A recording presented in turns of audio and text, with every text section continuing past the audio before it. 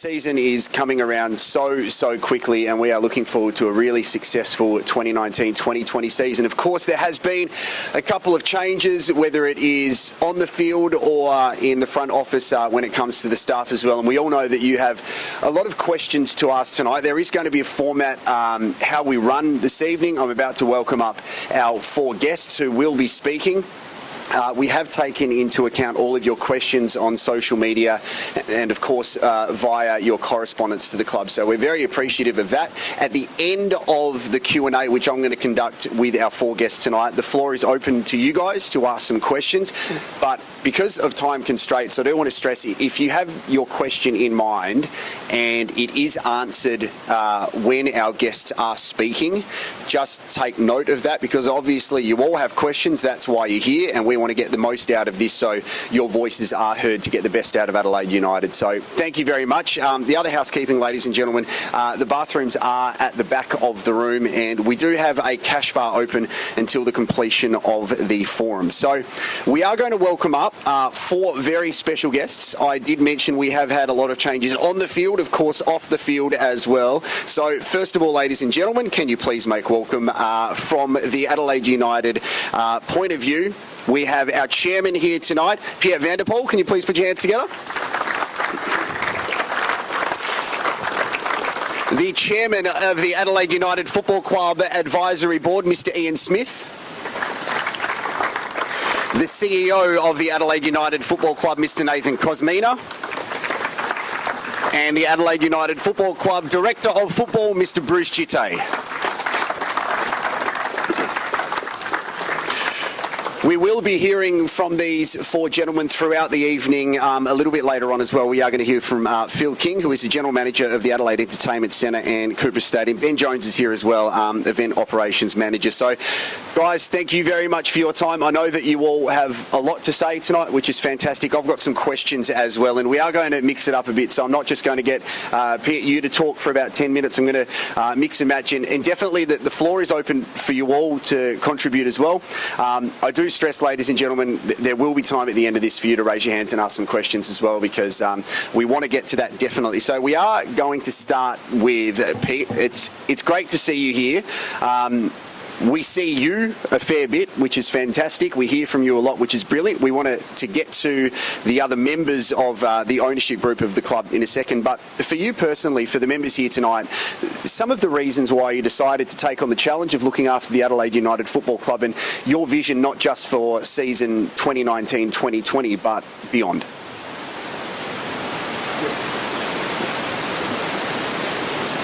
Yes, that's better. Good evening, everybody, and welcome again to what is a very important evening for the club and for all the members and for me as the chairman of the club and for everybody else here on the stage. We're trying to answer all the questions that you may have and that have been sent within limits, of course, because it was literally hundreds, I think. We've received some pretty similar, so we try to cover as many as possible. A little bit of introduction on my own behalf and how I ended up sitting here in front of you. Football and business have been going hand in hand more and more over time, where football used to be a game that people played for fun outside, and I started playing on the street myself. Football has turned into a business. Football has become something of an investment for people, and it has become a global business. Funnily enough, I'm happy to say that I'm not a businessman who came into football, but I'm a football man who ended up in business in the end eventually. And just like many of you here, I reckon I started out with going with my father when I was 8 or 9 years old, watching my first games. I ended up being a supporter of my local club in Holland, visiting away games with 3 people in the away section, driving across the country. So I've been there, I've done that, but at some point I thought, hey, wait a minute, I think a football club can be run better than how at least my local club then was being run. And I sent a letter to the chairman and I said, well, you are chairman and CEO, I think you should split these two things up. I can be the CEO. Literally, that was my letter. 1 week later, in the newspaper, I read that the chairman would resign and the club would be looking for a chairman and a CEO for two different people. I thought, well, they'll probably ring me then, and they did indeed. And I ended up being 30 years old from a guy who would be traveling to the other side of the country, which isn't too far in Holland, but on a Friday afternoon with traffic jams would take you 6 hours. I ended up from being a supporter to being the CEO, and I had the credit card and the keys to the stadium in my pocket. That was my start in the football business. Over the years, I've had many roles in football. I think in about 2008, I first came to Adelaide, because in the meantime, after managing two clubs in Holland, I had become an agent, and I had some clients that played in the Holland national team, and I had one boy who came from a small second division club and moved to Australia and did so well in his first season and a half here that out of the 10 A-League clubs, 9 of them offered him a contract. And I came to Adelaide United with this boy, and his name was Jarrod Van Der Pol. And we decided to stay here because we were very impressed with how the club was organized and how the club was run. Well, he had just come from Brisbane Roar, where the coach had been caught for drink driving, and it was a big mess. So coming here was literally a different world, and we were very impressed by the way the club here was organized and structured. Ever since I've been coming here for about 10 years, and I could never imagine that I would be sitting here in this role, but yeah, I am now the chairman and also the mystery owner of the club, all in one. And I do have some partners, but this is investors rather than owners. This is not people that come here or are shouting that we have to change the left back, or we have to fire the coach, or we have to do anything else. It is people who put their money on the table, and without that money that we put in, this club would have been in a lot of problems. I'm grateful that the club is a lot better now than it was 1.5 years ago when we took over. But in the end, I'm the only one who is here in Australia, and the investors, they come here once per year. They drive to Barossa Valley and buy some wine and watch a game here and then go home, and that's basically it. That's not my only job. It sounds very enjoyable. It is enjoyable, but it's also difficult and stressful at times. But I have the same function for a club in China, and that's even more difficult than running a club here in Australia. That's actually the club that I started up myself, literally from nothing. I chose the colors, red, and invented the name and started a club that is now in the professional league and one of the 64 professional clubs in a country with 1.5 billion people. Coming from there, we thought, with China being the global center of football, not in quality yet, but in investment and in activity, that is absolutely unbelievable. The city where we have the club in China, 6 years ago there were 3 pitches in a city of 10 million people, and now there's, I don't know, 500 or something. That has grown massively. And we thought there is opportunities to connect China to the rest of the world. Every big club in Europe is trying to get a connection into China. Well, we did it the other way around. We have a club in China, and then we want to connect the club in China to other places. Why? Well, first of all, because a good Chinese player is very valuable. There is much more people in China than there are in Australia, but a good Chinese player is worth 50 times more than a good Australian player. And we thought by connecting several clubs, we can help develop football in China, but also football elsewhere.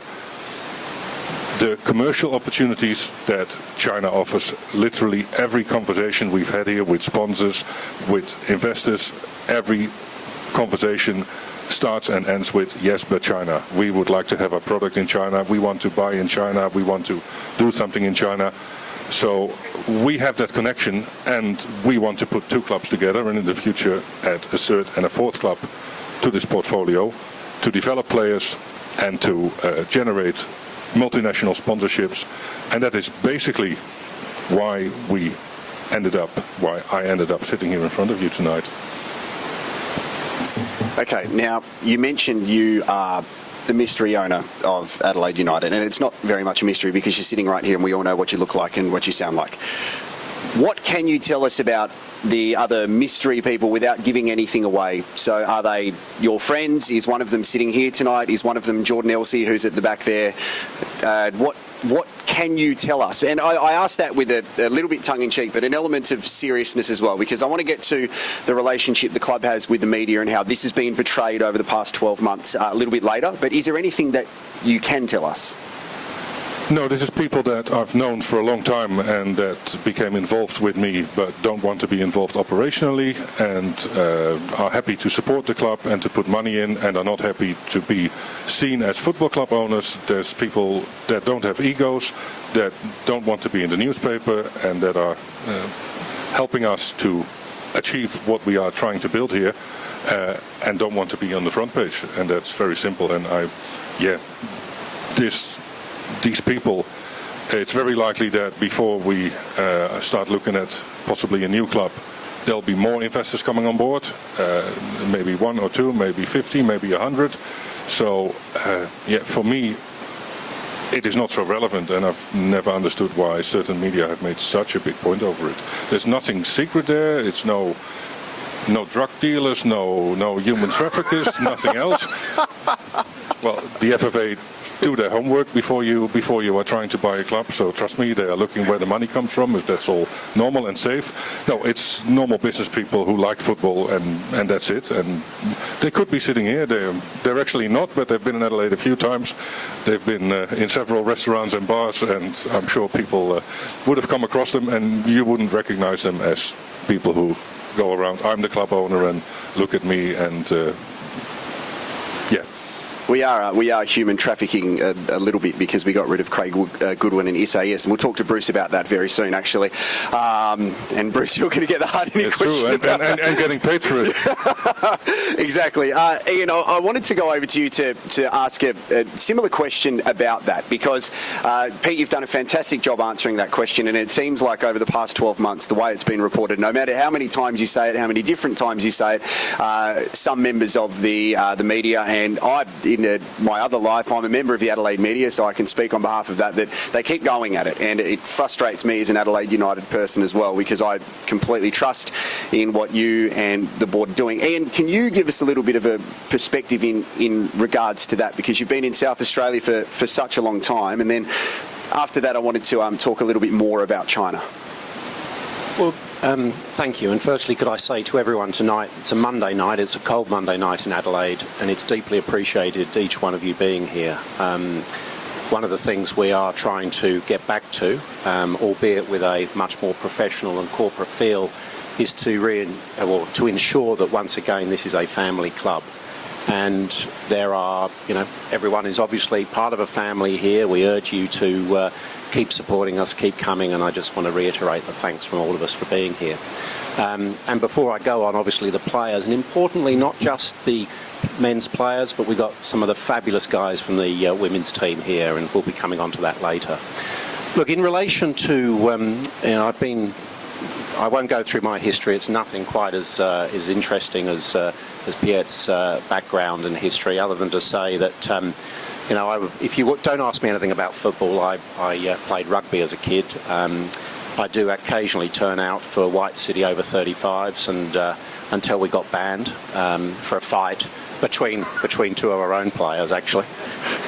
But I do love the game so much that I support Brighton and Hove Albion, so that shows dedication. But look, I think the media, the relationship between media and any organisation is always a vexed and tough one. I think it is. I'm not going to go into individuals, but I think it is unfortunate when you have one or two individuals, perhaps just one, that creates a problem here and there and isn't prepared to do the hard work. I must say in that same media organisation there are a couple of other people who just do the hard work and are quite outstanding, and that's the relationships we look to forge. But it is also incumbent upon us to do stuff like this, to get out and meet and speak and talk about what we're doing. I mean, Pete's done extensive interviews. the return of Eugene, getting Carl Viet, who's here tonight, and obviously Bruce, who hates to talk, so we won't hear much from him. That's why we're leaving him to the end, so we can run out of time. When you say the end, the last hour. Yeah. But when we see these people returning back, it's actually a sign, not of them just returning, but of us coming back to you and us coming back to talk to you. And that's not just, we've got the guys, we have a fabulous relationship now with the Adelaide Venue Management, with the Entertainment Centre, engaging with them. What can they do better? They're helping us. How can we do more with you? How can we do more with the community? And when we talk about the community, we're talking about diversity in its broadest sense. I would love this club. And I've got one of my advisory board colleagues, Chris Keane, here who's an executive of BAE. So we have big business involved. We have Khadija Blah, and if you've not met the wonderful Khadija, she's a Sierra Leone woman, former refugee, who is out there absolutely championing the causes of women, migrant women, and a whole range of issues. We've got to reach out to those communities. We've got to reach out to diverse communities, whether it's in the gay and lesbian community. We've got to reach out to communities where we are seen as the club that welcomes everyone. Because I don't think football does that particularly well in Australia. I think there are some great standout clubs like Victory, and they do a wonderful job in the corporate side and everything else, but we have to return to that family, and we all have our families, and I'm sure each one of us have got some pretty peculiar relatives, but we've got to welcome all of those peculiar relatives to our stadium, and that's what we've got to achieve. So, to some degree, when we talk about the media is really about, it's an avenue, but more and more now, the fabulous job these boys and girls do, men and women do, on social media, getting out to you. We jump over elements of the traditional media now. They don't have the same level of impact as they used to. I mean, I'm sure the Facebook and the Twitters and the Instagrams and all that sort of stuff, when you see a new player arriving and you see the work that Tim does, when you see the work that Jordan does in getting the media out, the work we're doing before a game with Zoe, and, it's just fantastic work that they're doing. And it's actually, Jarrod, to your point, and I'll end here, media matters, but actually it's that stuff that is mattering more and more nowadays. It's how we engage. What is your experience like when you come to the game? What is the questions that not only asked of us, but asked of Phil and asked of the venue management? How is it going to be better for you to enjoy the game? I have nothing to do, thankfully, as you would appreciate, with what goes on the pitch. But what goes on off the pitch, and there are 9 of us plus Nathan and Piet on the advisory board. It's deliberately 11 because that's how many are in a football team. We might get a couple of substitutes, and we're looking at, should we have a member of you on the advisory board in a rotating sense, and just sort of saying, right, getting your input. You sit down with us, and you'd love it. You'd really, you'd love hearing these experienced voices. We've got the head of Deloitte on our advisory board, Andrew Cully. We've got Jodie van der Venter, who is a fabulous woman who runs the committee for Adelaide. We've got really good people, dedicated people to making the experience better, whether it's corporate, whether it's kids, whether it's young, whether it's old, doesn't matter who it is. That's what we've got to get to. We've got to set a high benchmark, and that's the message I want to give to you. I have one more media question in a second, which I'm going to direct at Piet and Nathan. But Ian, I wanted to ask you about China. I was over with the Port Adelaide Football Club in the AFL in Shanghai earlier this year, and the thing I noticed was the incredible opportunity it was for businesses to connect, the club as a brand to connect with other businesses over in China. And I said at the start of tonight, everybody's made a choice to come here tonight, and choice is something which we are so blessed to have in 2019. We can see that a fantastic brand like Comwire IT have made the choice to partner up with Adelaide United to be the front of kit sponsor for the FFA Cup, which is brilliant. And sponsorship and partnering with big brands that can invest in the club is so important to keep a club running. So do you see, apart from the football ties, but the business ties when it comes to China as being vital in the growth of not just the game, but also our club? Yes, absolutely. Obviously, China is critical. I'd also acknowledge we've got former Senator Tim Storer here, who does a lot of work in this space. Now he's out of politics. He's just signed up as a member of Adelaide United, so it's fantastic to have Tim here, and he can talk to that sort of issue too. The relationships that we can forge, obviously with China, Pete's touched onto it.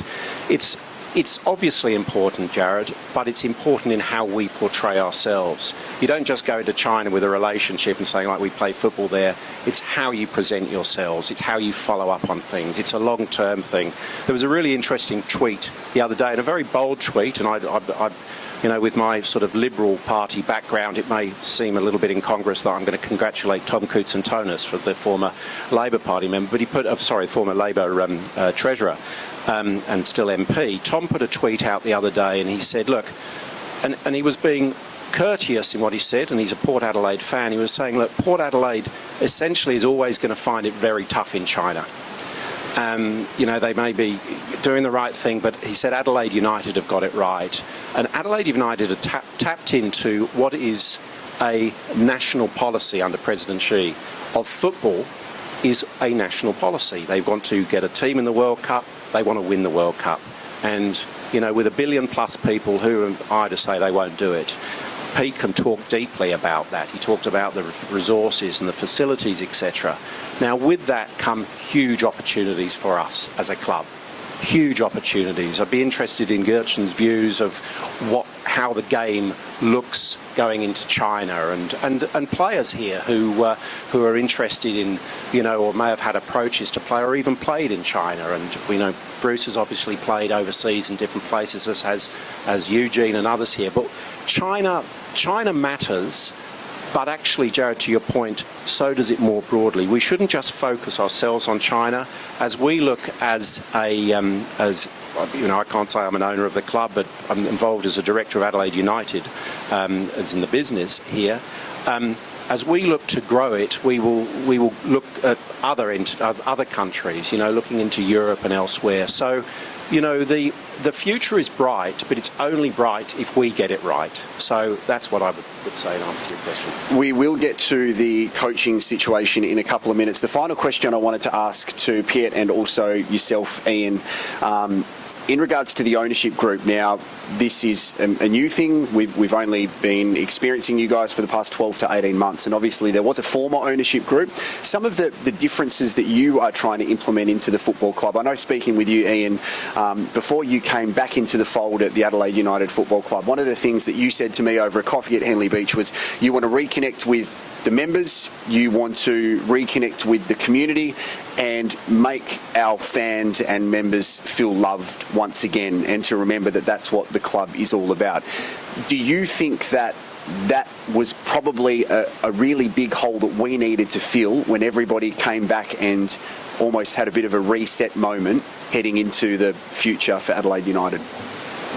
Yeah, look, I do, and I had a brief moment on the board several years ago when I first connected with some of these former players who are here, and actually I think I even met Jordan in those early days when he was about 12 or something. But look, it's very, very different. I can just guarantee you it is very, very different. You know, if you have a question, you come to us and you say, no matter how big or how small, you know, popping in and signing up with the Red Army, sure, it's easy to do, but it's popping back and not just signing up and being part of it. It's actually, you know, really sort of wanting to feel that vibe, standing down with the fans at one end, going up to the other end. We were talking earlier, I was talking to Phil about, you know, why don't we look at doing something this year where we have a section of the ground, and sorry Phil, just throwing this out there, it hasn't even been decided, haven't spoken to Pete about it or anything, but you know, I used to go to various games in England. You go and see Wimbledon, who are known as the crazy gang and had all that, but they'd have a cordoned off area for families. And, you know, and the kids being there, and, you know, and quite frankly, we've got to recognise our competition. Our competition actually isn't Big Bash necessarily or something else. Our competition is the restaurant or Netflix or all these other things that people are spending their money on. And they're not going to be taking their kids to something where, you know, actually it seems a little bit uneasy sitting up there at that end. Where can we have something where, actually we can make it feel right for the kids?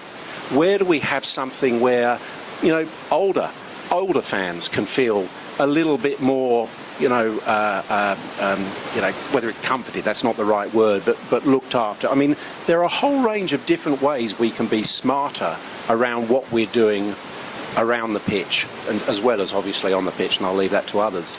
So, yes, very much so, Jarrod. I think it's really important that we really do mix it up. But again, in a family, you don't have just one voice, and we talk about being a family. It's really incumbent on you to say, look, this is what we need. Do it courteously, do it respectfully, and we will be respectful and we will be courteous. I promise you that. I would just make one final point, because I may not get the chance later.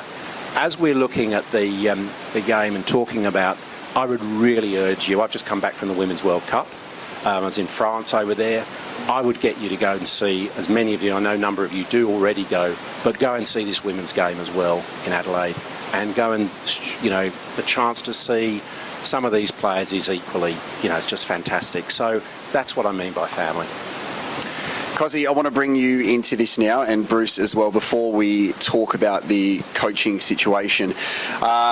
The A-League and where we're going in the future. Obviously, there is a new side entering in season 2019-2020. Also, broadcast deals are really important now, with a fair few changes happening at Fox Sports and broadcast rights being up. The changeover of the FFA and ownership in regards to that. From your perspective as the CEO of Adelaide United, what do you think that the shape of the game is in at the moment, looking forward?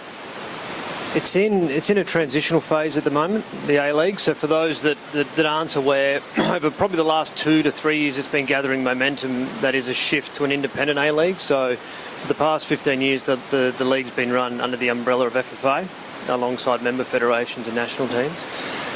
Essentially, what the move is a move to the US model, where you have the MLS, which is separate to US soccer, and it operates as an independent commercial entity. What that means day to day, in the short term, I don't think it will have a massive impact for fans. Like, it'll still be the same Adelaide United.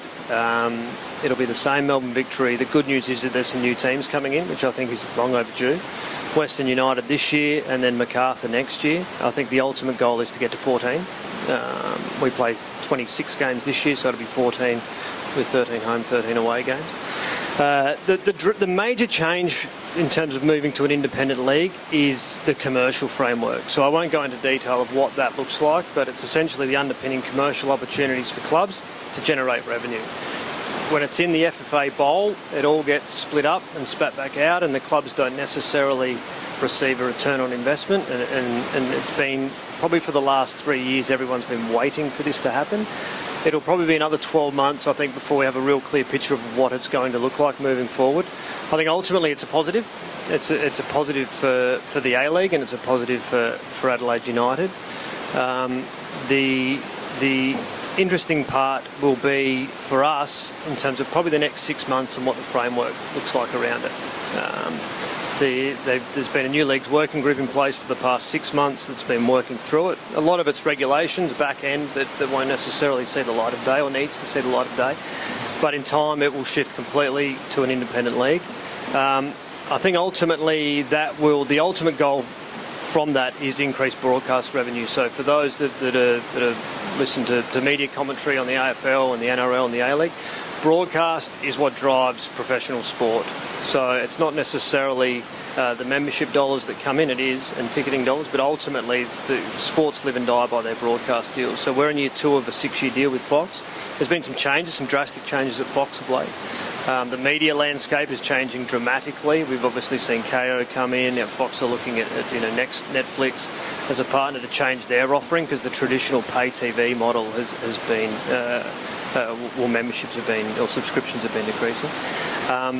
The broadcast deal is what will really change the landscape of the league, hopefully for the positive. So we're 2 years into a 6-year deal. It's got 4 years for the league to evolve into a 14-team league, and hopefully in that time we see increased crowds and increased membership and increased eyeballs on TV. Then I think we'll see the commercial hit that really changes the league. It's going to take time. I think in the short term there won't be a drastic change to the day-to-day, that we'll still be offering the same Adelaide United or an improved Adelaide United product, but it will still be the Adelaide United that you know and love. But in time we'll see a different landscape around the A-League, which I think will be a positive. What about the W League going into season 19-20 then? As Ian spoke about, the growth of the women's game is phenomenal, and to go out and watch the W League games, whether they were at Marden or at Cooper Stadium last season, was absolutely outstanding, and you can feel the momentum, especially in a World Cup year. It absolutely grows. So how are we as a club going to capitalise on that and support our women more? Yeah, so for those that have been keen supporters of the W League, the last 3 years have been a drastic shift. So 3 years ago, in August 2016, we took back the operating of the W League from FFSA. So FFSA had run it for, I think, about 7 years. The league was completely amateur. Most of the players weren't getting paid anything. Their payment was a polo and a shirt they could keep at the end of the year. 2017-18, the league shifted to become completely professional. So what that meant is that the players were paid what was equivalent to a part-time wage, $10,500 a year. Last year it went up to $12,500. This year it goes up to $16,500. So it's still not significant money. We'd like it to be a lot more.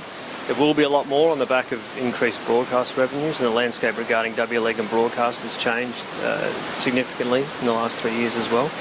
What that's meant for us, being Adelaide United, and you saw it in last year's performances, is increased professionalisation of the program. So the girls now train probably on par in terms of hours on the park with the A-League, so 5 to 6 sessions a week for 25 odd weeks of the year. The wages have obviously gone up, but what has been a bigger drastic change is probably the off-field services and support. So in terms of physiotherapy, strength and conditioning, sports science, coaching numbers, we've now got probably a 7 or 8 women coaching team, I think, Ivan, with the W League. The investment has really been, as much as it has been in terms of player salaries, off the field, and that's where it will continue to be. Well, that will be the focus for us moving forward. You saw a much more competitive team last year for the first time in our history. The 5th, we finished point shy of the finals. The other aspect that's been really important for us, and Bruce will probably touch on it in an A-League sense, is the culture. I would argue, and probably speak to the girls that are here or Ivan, that our culture within our W League playing group is as good as anywhere in Australia, A-League or W League for that matter, and I think that is what held the girls in good stead last year, and we were beating everyone for a patch there. We had a bit of a lull at the end and it cost us a final spot, but we were ultimately one of the better teams for probably 10 of the 12 games that we played. So that will continue to be the case. We're working hard on it now. Bruce has been throwing out contracts left, right and centre for W League, so the players will start to be announced soon for the upcoming season, including the foreigners.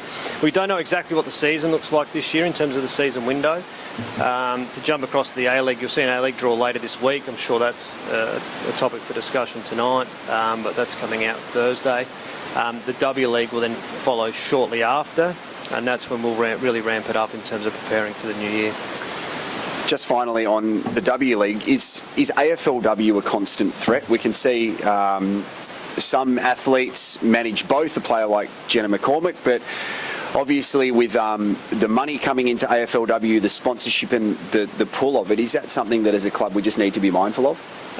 Yes and no. I think it probably has a greater impact in terms of not participation numbers, but in potentially movement of players, females, young girls, from soccer into AFL, because they see AFL as a pathway as well.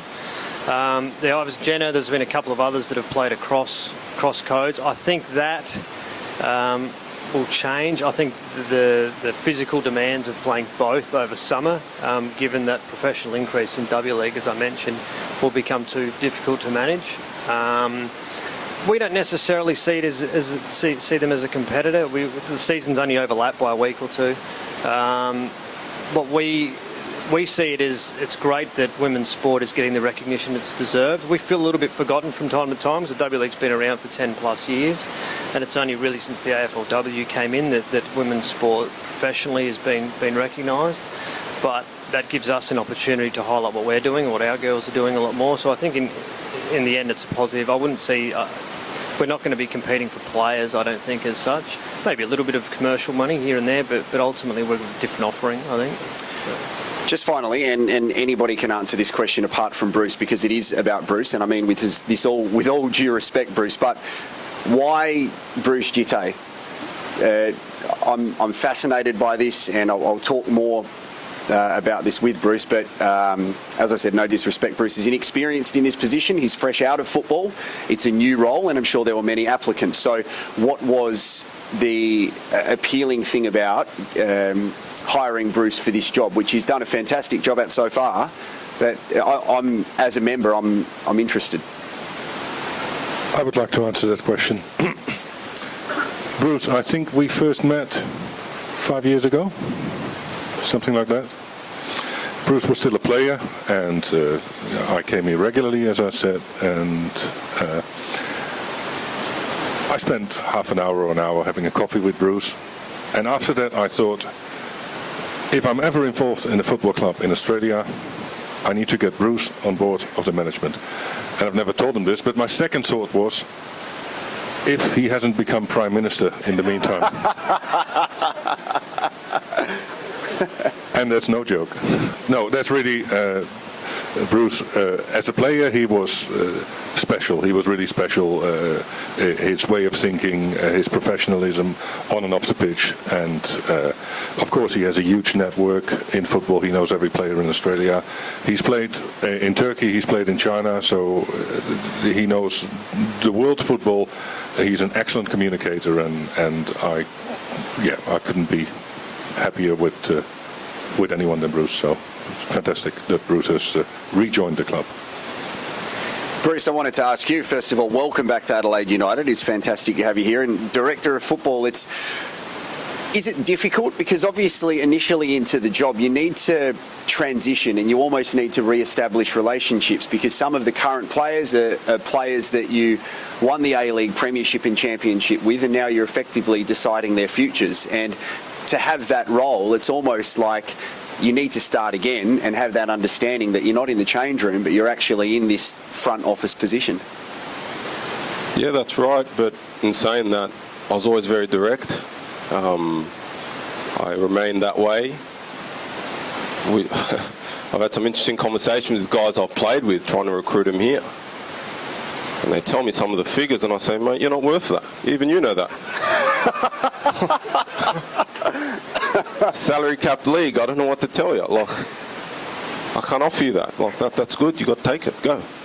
You know, so I do have very close relationships with quite a broad range of people, especially players. I think that really helps. And I can tell people honestly what I think. I think even you know that. I'm always been very honest, very direct. I don't spin any webs or do anything. I'll call it as I see it. And in terms of negotiating, I think that's in the best interest of everyone. You know, I'm not here to burn bridges. I'm not here to do anyone any favours. It's funny, I sit at Michael Petrillo's old office and I remember sitting on the other side negotiating my own contract. So it is a bit surreal, but in saying that, it's a role where there's only 11 in the country. I'm very privileged to have it, especially at a club that I love so much. And I think because of my personality and the way I've treated people along the way, it's made my transition a lot easier. You know, my phone blew up. Everyone was trying to help me. Everyone really wanted me to succeed in this role. Of course, there are a lot of sharks in this game, but I've seen them swirl around numerous times, so I know where to beware. But I think my relationships, they're not conflicting. You know, that they don't actually, they haven't made the job more difficult. They've actually made it easier. And I don't think I offend people in my directness because I've always been that way. So for me, the transition's been pretty smooth, pretty easy. You had an interview post-game after the semi-final against Melbourne City, which ended up putting us into the A-League Grand Final against the Western Sydney Wanderers, and you scored in that semi. And you said in the media interview on the pitch afterward, you said, we're a family. And you, at that stage, obviously the old ownership group was looking after Adelaide United. You spent time abroad away from the club. You had the options of going into many different fields, whether it was the media or being the next Prime Minister of Australia. Can you speak a little bit about stepping back into the club and, as Ian has mentioned and Piet, the culture of the club and how it feels at the moment with the new ownership group and the direction that you can feel? Because from speaking to you from day one, the trust that you have with these leaders sitting up here today, it speaks volumes of the safe hands the club's in at the moment. Yeah, I think I'll speak for myself and probably for Eugene as well. Coming back, if we didn't believe in it, we wouldn't have come back. You know, I'm not going to put my reputation on the line if I don't think that the ship's not heading in the right direction. I had options when I decided to stop playing. That's part of the reason I decided to stop playing, because I had other interests and other things I wanted to do. I was offered a role at FFA and at Fox Sports. You know, I was in Sydney the last 6 months, from January to June. The plan was to stay there till Pete reached out and got in touch. The possibility and the chance to come back to, like I said earlier, a club I love so much that played such a big part in my career and life. It was a no-brainer to take this role.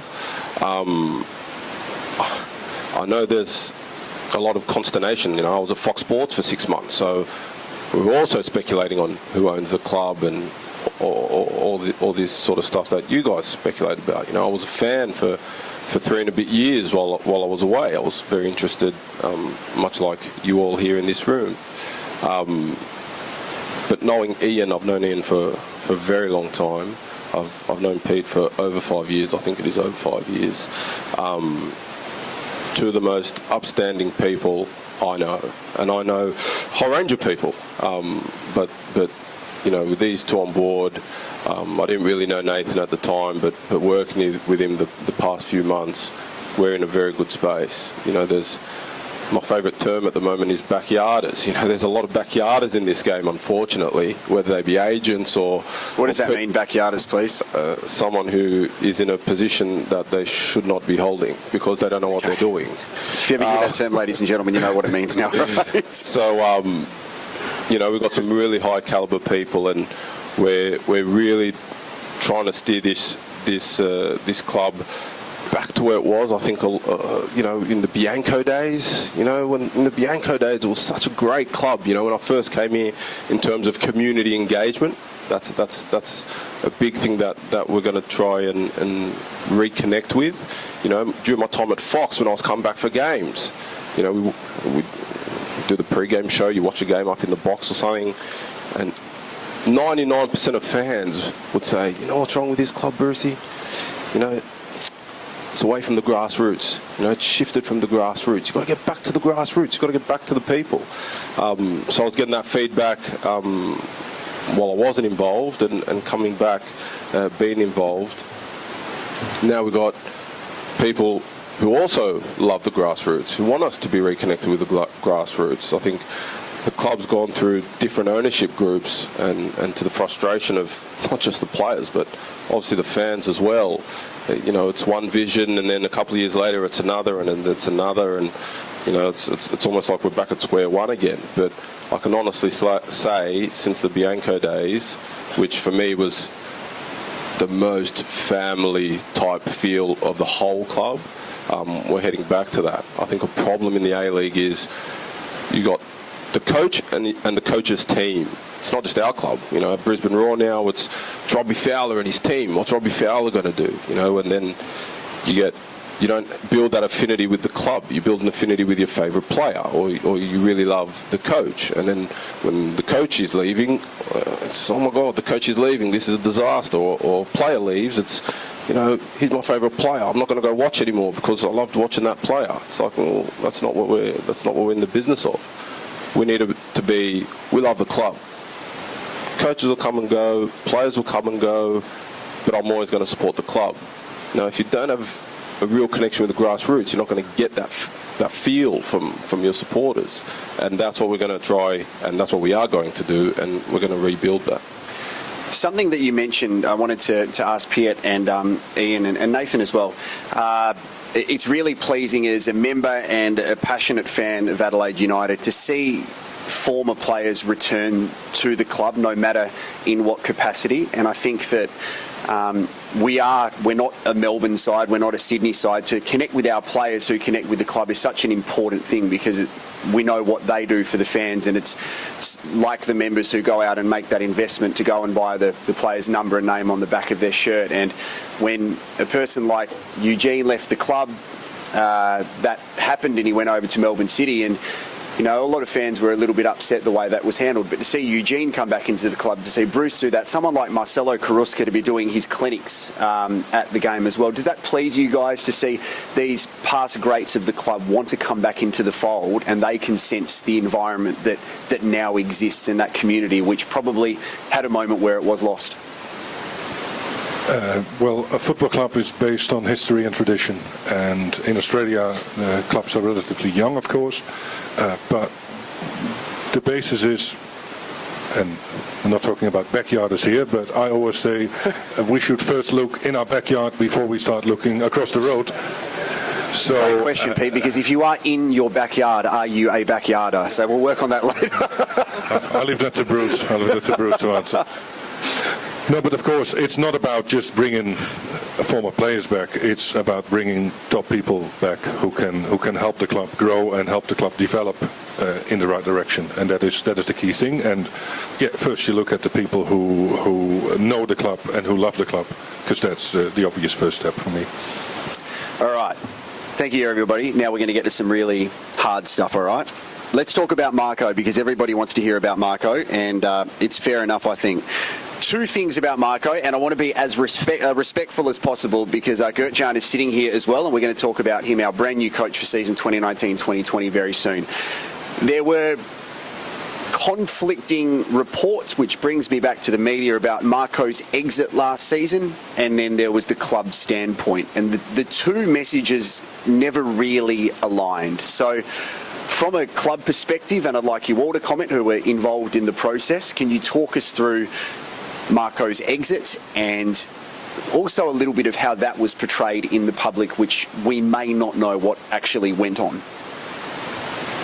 Yeah, well, these if you are fully dependent on the media, you may not always get the most accurate picture and the most truthful picture. But that's I don't want to start into a he said, she said thing and a yes no thing.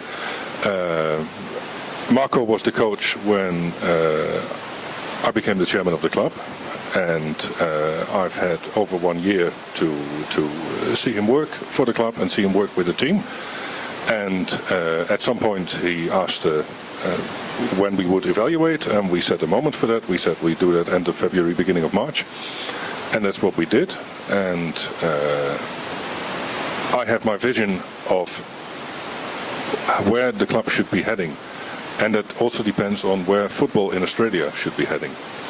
Because for me, when the A-League first started, the level was higher than it is now. I think 10 years ago, the football was better than it is now. And I've always loved coming to Australia, and particularly Adelaide, because Australia has everything. It has the infrastructure, it has the sport supporters culture, it has a family culture of going to games, which is a weekend trip for the whole family to enjoy. It has great sports people in terms of mentality, and people who want to do everything to improve themselves. I had an interesting discussion with our new coach about that, because he was sometimes seen to be too demanding for players in Holland. And I told him, well, I think the mentality of the Australian players is much better. They are much more eager to do more and improve themselves, whereas European players will say, it's too difficult, I'll go to another club, sell me then. So everything is available here, but one important thing that is missing here is a good youth development of players. Because most A-League clubs don't have a full-size academy, which means that amateur clubs, with all due respect by the way, are developing young players, and they get on board of Adelaide United by the age of 16 or later sometimes. Well, the fact that these young talents missed so many training hours by professional coaches and by top coaches, which is completely normal in Europe, but here almost doesn't exist. NPL teams want to perform, want to win the league, so they spend most of their money on the first team. But what these children don't learn between 6 and 16 is huge. There is plenty of talent, there is plenty of fantastic clubs with families, with so many people involved, with the parents involved in training, but quality training of developing the best talents, that doesn't exist enough. And you see many players, there's a lot of talent in Australia, and many players go overseas and then don't make it. They come back. They have the tendency to go to a level that's too high for them. Of course, everybody would love to play for Barcelona, but few are good enough to do that. And then they come back. Ronnie McCree, a good example of a player who's a fantastic player, and only a few weeks here have shown how of great value he will be this season. But he went to Belgium and he came back. And I hope for him that in a couple of years he will make a step again to a top league. But the difference between development in Europe and here is huge. So for me, what is key in football in Australia is developing young players. We need to focus on teaching young players football. This also means that we need to have a lot of attention for youth football. This means that, again, if we are looking for a player, we first look what we already have. And if we have a very talented 18-year-old boy, and we sign another player in his position on a 4-year deal, that means that that young boy is not going to get a chance to play. So we should always be thinking ahead, and we should be thinking, how can we align what we have ourselves and what we need to get from outside and what we need to get as a foreign player. Which positions, not only for now, but if you sign a 2 or 3 year contract, you have to think 2 or 3 years ahead. So I'm looking for a coaching staff that is used to working in this way and is used to looking at youth, to go scouting everywhere. Other coaches work with the first team and they're preparing for the next game or for the next 2 games, and that's their full focus. There is nothing wrong or right. In one club it works like this. If you're a national team coach of a country, that's all you do. You get the players for 2-3 days, you prepare them for the next game. For me, Adelaide United needed a coaching staff who is, first of all, improving players, making players better. And I was looking for a coach who would be doing that. And our coach from last year was not that type of coach. Cosy, I want to direct the second part of this question to you, and it's a 2-part question. I guess, did you as a club, as the side was progressing through the back end of the A-League season to that final against Perth, start feeling the heat even more because of the success that we were having? And then I guess the follow-up from what Piet was saying is, as you came into the club as a new owner, you inherited Marco as a coach, so which means he wasn't your decision to sign, and that's what happens in business, where you as the owner, you get to determine what you would like to do and you stand by that. So I don't expect you to answer that, Piet, but what's your take on that, Cosy?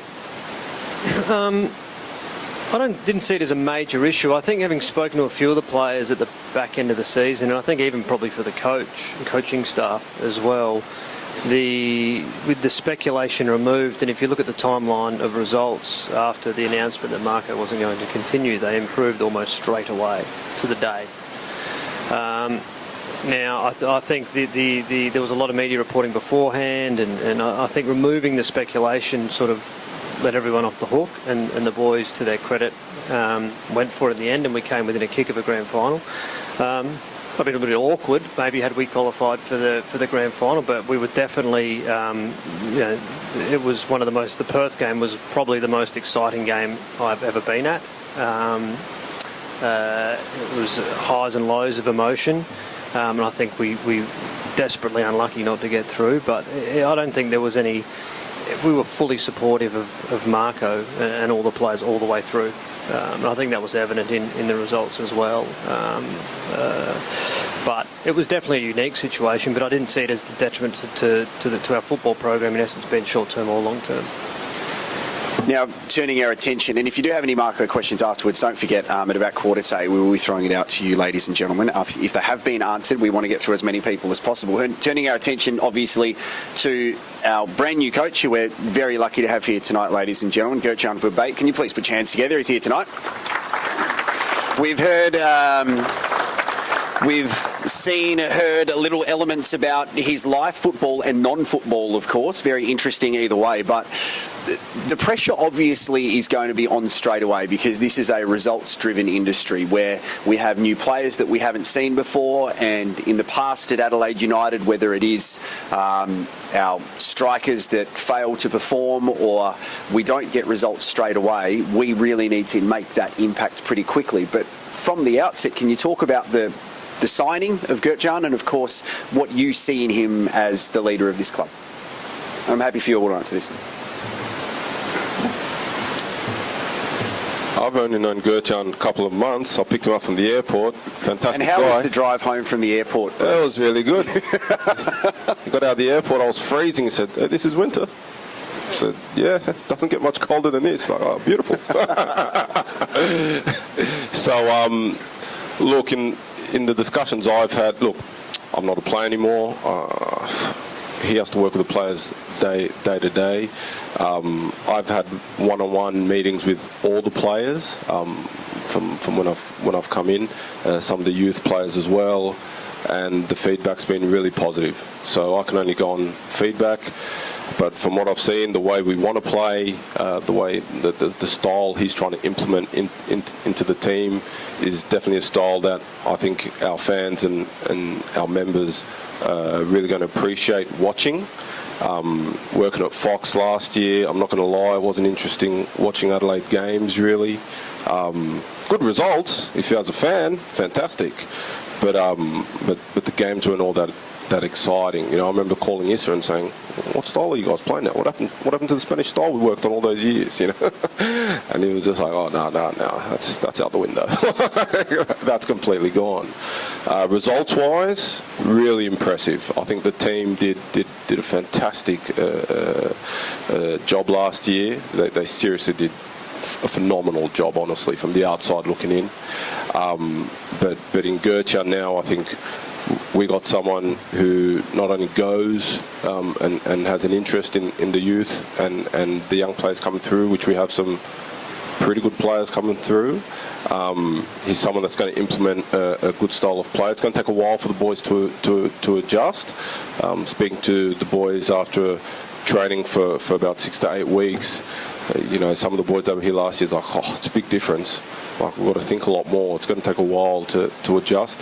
I completely understand that, but very excited to have him on board. Obviously, Pete knows him best, but I can't speak more highly of him. We're in the honeymoon period, but it's a fantastic start. You know. What's your take on it, Pete? Well, funnily enough, this is another story that goes back about 5 years ago, from today. Gert-Jan, this is still the challenge, to pronounce his name in the proper Dutch way. He is known in Holland for being a coach who develops players and is a tough coach. Is not always seen as the most easy man to work with, but he has done an extremely impressive job in almost all of the clubs that he's worked for. He is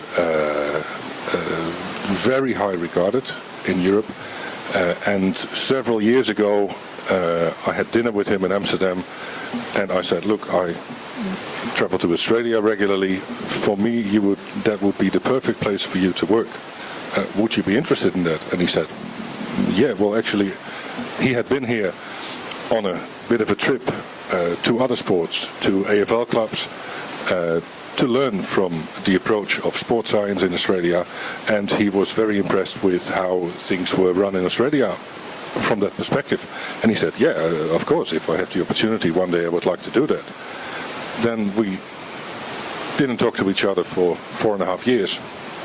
And I rang him, I said, "Look, do you remember the last time we spoke?" And he said, "Yes." I said, "I asked you if you were interested in Australia, are you still?" He said, "Yes, I am." I said, "Okay, well then I'll jump on a plane and have a chat with you about this, because we happen to be looking for a coach here. So that's how things went, and that is another thing that's been just like Bruce. It was in the pipeline, not planned for 5 years, but at some point we were looking and the right people were available, and yeah, that for me, 1 and 1 equals 2. Bruce, soon after that friendly phone call that you had with our former captain Isaias, you sold him for bags of cash.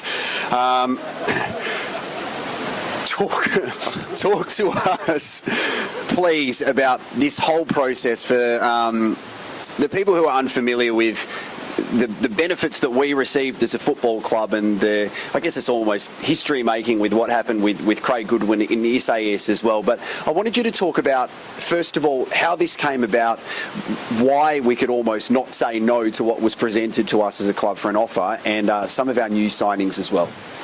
Well, Isaias happened, for the record, Isaias happened before I came into the role. I was like, oh, that's a big hole to fill. But look, I think you put it pretty well with bags of cash. I think one agent texted me and said, "When you stop counting your oil money, get back to me."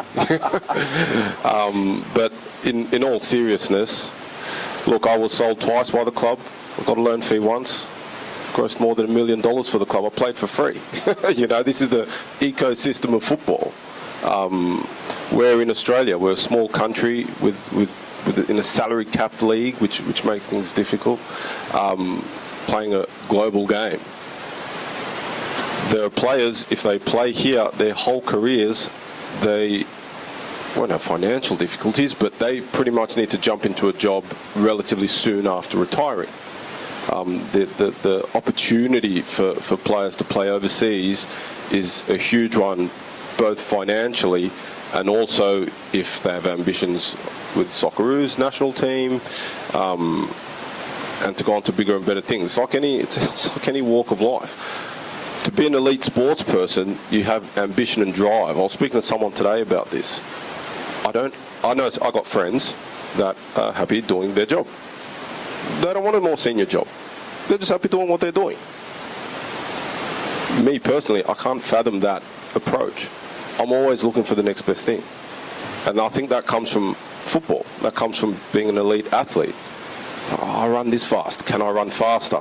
I run this far. Can I run further? I scored a goal. Can I score 2? I missed 2 passes. Can I go through a training without missing any passes? So when you get the opportunity to play generally at a higher level, or to look after your family, or to have a better chance of being in the national team, or to do all of those things, me personally being in that situation, I don't know if anyone remembers the first time I got sold to Turkey. Sam Ciccarello was the CEO. He's now the chairman of FFSA.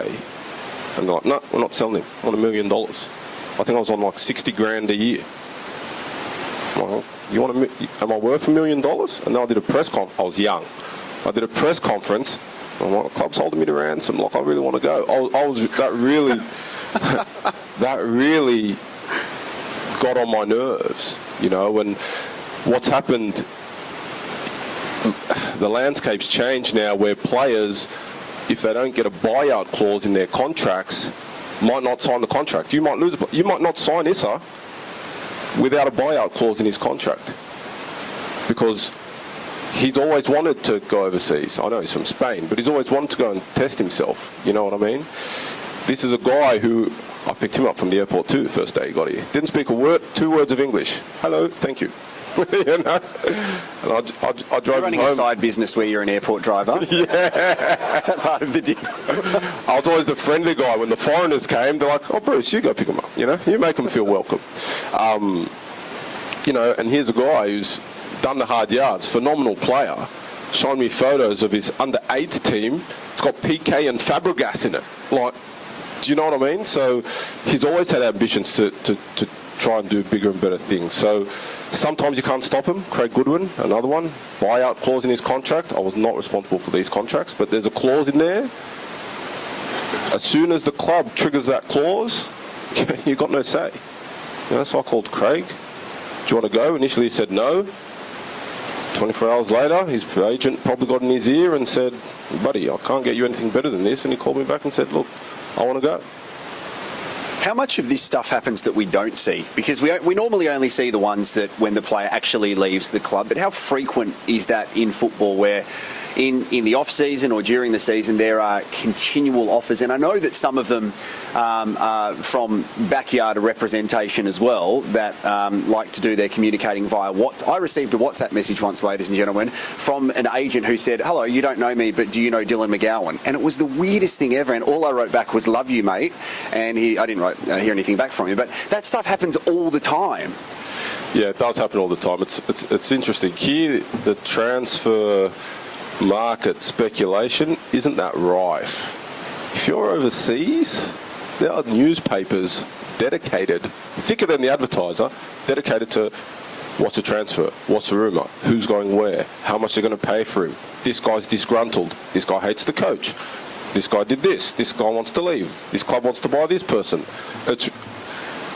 It can be very disturbing as a player, especially in January when you're in the middle of your season and, you know, you're leaking goals. They're talking about signing defenders. You're not scoring goals. They're talking about the next striker that's going to come in. If you're in those positions, it's difficult. I think here it's pretty sheltered. It's pretty easy because of the structure of the league and the salary cap and all the other rules and regulations. So probably doesn't happen behind the scenes as much as it would in Europe. In Europe, it'd be a constant thing. But yeah, you only do hear about the ones that do go. And guess what? So it's the good ones that go. So it's always your best players, if you've had a good season, that are going to be bought. If you finish bottom of the table, no one's coming to look at your players. Do you know what I mean? So while people get upset or disgruntled that their best players leave, it's probably a testament to the season that the club's had and the calibre of player you've been privileged to watch that season. I want to get to the stadium in a second, Cosy. Just finally with you, Bruce, can you... Oh, sorry, did you want to go, Piet? Yeah, I would like to add one small thing to this. Actually, Isa had something in his contract that said if this is offered, then he can go. The contract was done 3 years before I became chairman here, so I wasn't aware of all the details. Isa rang me one day. He said, I would like to talk to you. He came to my house. We had a chat. He said, look, I've received an offer from the Middle East and I love it here. I bought a house here, and we had actually started talking about extending his contract and maybe having another role in the club in the future. And he said, but yeah, something comes along. This is so much money for my family, for my children, that I want to ask you, can I leave?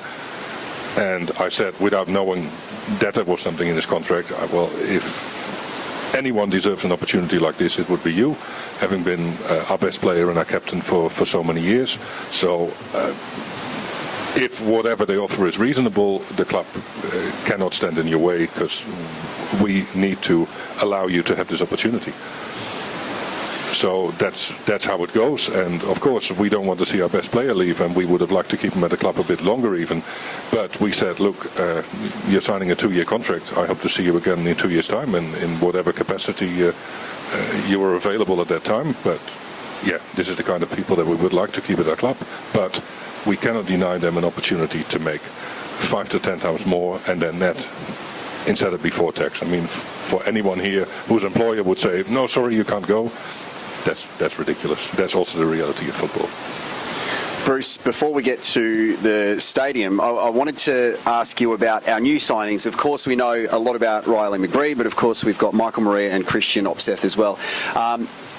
Highlights videos look absolutely outstanding in any way. That's what they're there for, to show players' highlights. And we, over the past few seasons, have seen fantastic highlights videos from players like Ken Ilso and Baba Diawara, who obviously the latter was struck down with some pretty bad injuries, but we haven't had much luck with our attacking players in the past. So can you tell us a bit about these new players, but also, as Piet was talking about, some of the younger players for us to look out for, with our focus being on youth as well? Yeah, I think our signings have been very good. I mean, as individual talents, they're supremely talented. Everyone in here know Riley. I think he's the best Australian player under 23 years of age, by far. It was fantastic to be able to bring him back. The coach actually sealed the deal. You know, Riley was like, I can't sign until I have a meeting with the coach. You know, I've got to meet with the coach. He just got here. So look, this player is actually really bloody good. We're trying to get him. You know, can we meet with him? And the meeting went really well. The way, the style of play he wanted to play. You know, Riley had lost a year at Melbourne City last year. He wasn't willing to lose another year of his career. Straight away, as I was driving home, we just left the meeting. Driving 10 minutes, he'd already called me. I was like, yeah, I'll come in and sign, speak to my agent and do the finer details. Michael Maria, very talented, technically really gifted player. And you can touch on the highlights videos. I mean, if you don't have a good highlights video, you're not going to get signed anywhere, right? So it's easy to make a good highlights video. I think the benefit is I knew Riley. Everyone here knows what he can do on the field. I knew him as a character, as an individual. With Michael Maria, the coach has coached him before at two separate clubs. So he'd been here. He'd put the boys through their paces a few weeks. He obviously knows what he needs. He recommended Michael Maria. I straight away got on the phone. He was actually at the Gold Cup. They just lost to the United States. 1-0 I think it was, so I was a bit devastated about that, but I'm like, hey, come to Australia. I'll pick you up from the airport. This is the perfect distraction, you know. No, but in all seriousness, the benefit of you know, the coach knowing the player, you can get good players. There's an abundance of good foreign players, but do they adapt? Are they good in the group? You know, speaking to all the boys, every single player I spoke to individually said, if nothing else, we have a very good group. All the boys are really close. You know, it's really fantastic. So it's important to recruit people that are going to fit into that mould. So Michael Murray has come. He's been really good. Technically fantastic player. Came at a perfect time. We'd lost Craig Goodwin. He's a left-sided player. Can play left wing. He can also play left back. With Christian, it was actually an agent who I'd known since I was 18. Someone I trust, who recommended him. You know, the striker. I could not walk the streets without people stopping me. Some of you guys, maybe. Are you going to sign a striker? Have you signed a striker? We haven't had a striker for years. You know, working at Fox Sports, we were always about, Adelaide would be really up there if they had a striker. So Christian Opseth, a very important signing for us. But in saying that, I know you guys all want your striker to score goals, score goals, score goals. I'm more of the mantra that every player's job is to help the team win. Right? So whether that's the striker scoring a goal in the 90th minute or defending a corner in the 94th minute, you know, as long as the team wins, the players have done their job. Right? So there's no point having a striker who scores 30 goals and you don't win anything and you finish bottom of the league. You know, I'd much rather have a striker who scores 1 and you win every single trophy. You know, it's a team game and we want the team to do well. In terms of Christian, you know, it was going, then it wasn't going on, then it was going on, then I'm doing it between these agents. I'm like, I need to speak to the player directly. Need to get a feel for the guy.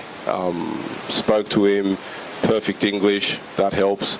But just seemed like really genuinely interested, wanting to come. You know, you want players who want to come. You don't want to sell a narrative. You know, you got to tell them, you got to give them some background on the club and the city and all the rest of it. But you can get a pretty good sense whether, you know, this guy's got other options and he's just using us as a pawn, or, you know, he doesn't really want to come. He wants to stay in Europe. Christian was very excited to come. He'd been in Turkey. Turkey's a very high-level competition. I played there myself. It's definitely a high level now than when I played there. He was playing there. So obviously has the quality. So the recruitment process has been very collaborative in the sense that, you know, I'm not unilaterally making decisions. The coach also analyses the players and gives a green light. At the end of the day, we want to give the coach the best possible team to achieve the best possible results, because we know you guys have high expectations and demands. In order to do that, I think we still need a couple more signings, if I'm honest. I don't think our team's complete yet. I don't think we've got the depth or, if I can say, enough quality to really challenge as we sit here today. But in saying that, the window for us is open for another 2.5 months. So I dare say that there'll be more signings. There's some good young players coming through, some good attacking players. You might, if you watch the FA Cup game on Wednesday, you'll probably get the chance to see at least one of them. So, you know, looking at the youth team, it's very important. One of the most amazing things when I first came back and started speaking to people, and the players especially, was that, oh yeah, we're the youth team, but we don't even feel part of the club. I was like, what?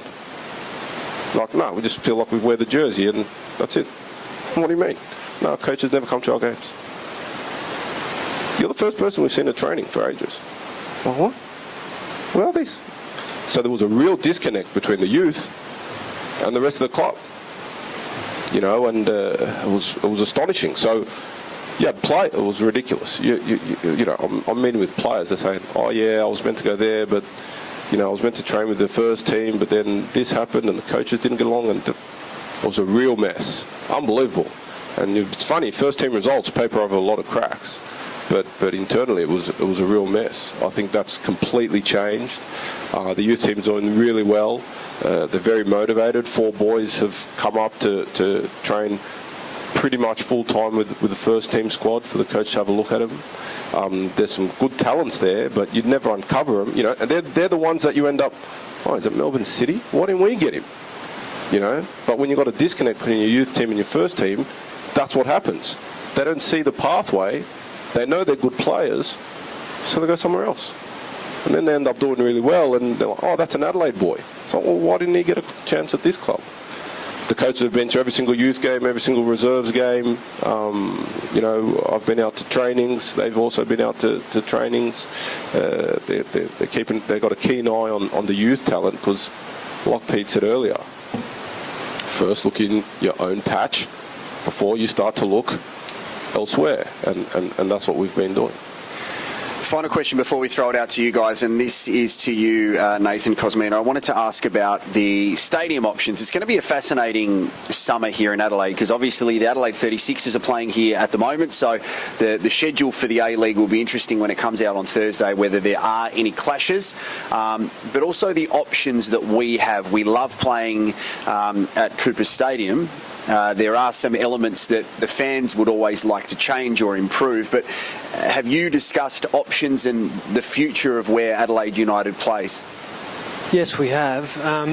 In some detail, actually, in the last 12 months, it's been a pretty common topic of discussion internally, be it at Adelaide United, but then also with AVM, who are our landlord and run this facility, and also Cooper Stadium. It was probably the most common question that came through in the registrations for tonight was Cooper's. I might ask Phil King to maybe come up if we're going to throw into questions next. So Phil is the general manager of Cooper Stadium, the entertainment centre.